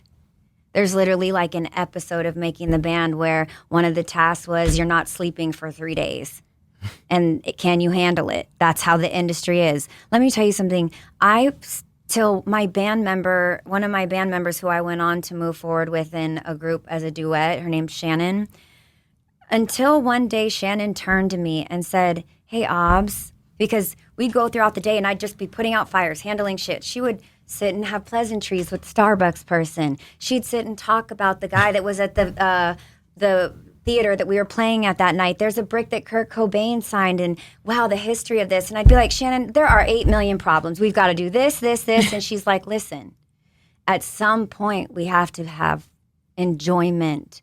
You are so still trained under that Diddy hand." And before Diddy, through my childhood, I had the same type of hand, which is why I think it made it so easy for me to have the type of conversation that I was having in front of the world with him. I've been trained to handle people like that. When I was called a bitch or been body shamed or whatever the fuck was happening at that time, all the time, I took it as I'd walk out of the room and be like, "Okay, watch. I'm going to come back and do it 10 times better." I never went out of the room and was like, no, I did those moments for other things, but not when I was challenged. When I was challenged, I accepted the challenge like I did in my childhood. I one-upped it. So those types of personalities happen to fall into this type of pattern of grooming very comfortably. You mentioned grooming, though. Remind us of your ages. What age range were you in when you were working with him? I have to look back. Like 2004, I believe we started filming. It wouldn't have aired until 2005. I know that I wasn't of drinking age because I was like reprimanded that everyone was older than me. I was a baby, even though people lied about their age, so it's maybe won't look like that. But I was the baby of the group. I'm the only child of the group as well. Okay. So I actually thought they were my real sisters in real life. I didn't understand that wasn't how everybody looked at it until much later. Well, what was that? You at 16, 17? What were you, 2004? I'm sorry, I'm not good on the math right now. I don't know, but don't bring up my old ass age. Okay, sorry. I was young enough to where I was pulled out of scenes with liquor. Okay. Do you look back at that time now, and after we all heard Cassie's testimony, do you look back on it and feel in some way you were being groomed? For what? Don't know. But did you feel like there was a manipulation going on that qualified as grooming? Yeah, we discussed it in the last episode. It's the walking to get cheesecake. It's the for us, because that dub band was a little bit different than Danity Kane.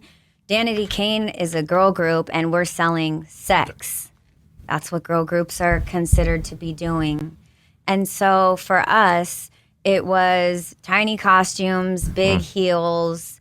I mean, listen, we would do an entire, passes of our show, and Diddy would come up and pull me aside and be like, "You have sweat everywhere." And I was like, "Well, we just did a full-blown hour of, full-blown choreography. We didn't just stand there and sing ever, and we were expected to sing live. That's a 5-part harmony, and the choreography goes on a different count than the vocals. So it's a nonstop thought process and being very good at doing all of those things. Not like the girls do nowadays, twerking. That's not technically dancing. Dancing was something different back in my day, and we actually had to do very intricate things.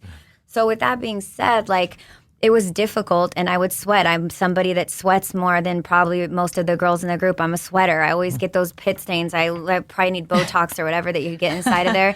But I would get that, and he'd be like, "You're a mess. You need to clean yourself up, and this can't happen again." I was trying to figure out how to do a show and not sweat so I could make him happy, because he wasn't impressed with the way I looked when the show was over and how I started looking halfway through. That's when I got into full-blown wigs, because you don't end up with damp hair at the end of an hour of full-blown, full-blown hour show if you've got a wig on, because it doesn't drench like your natural scalp touching your hair would.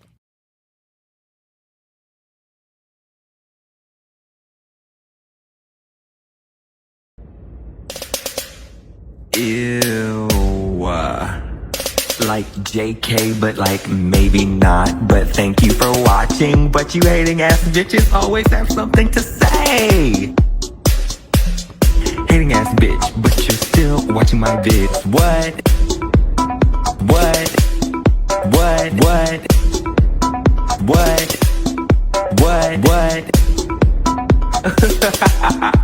You're so upset. But that's okay, because have a piece of bread, have a Xanax, relax, because I said what I said.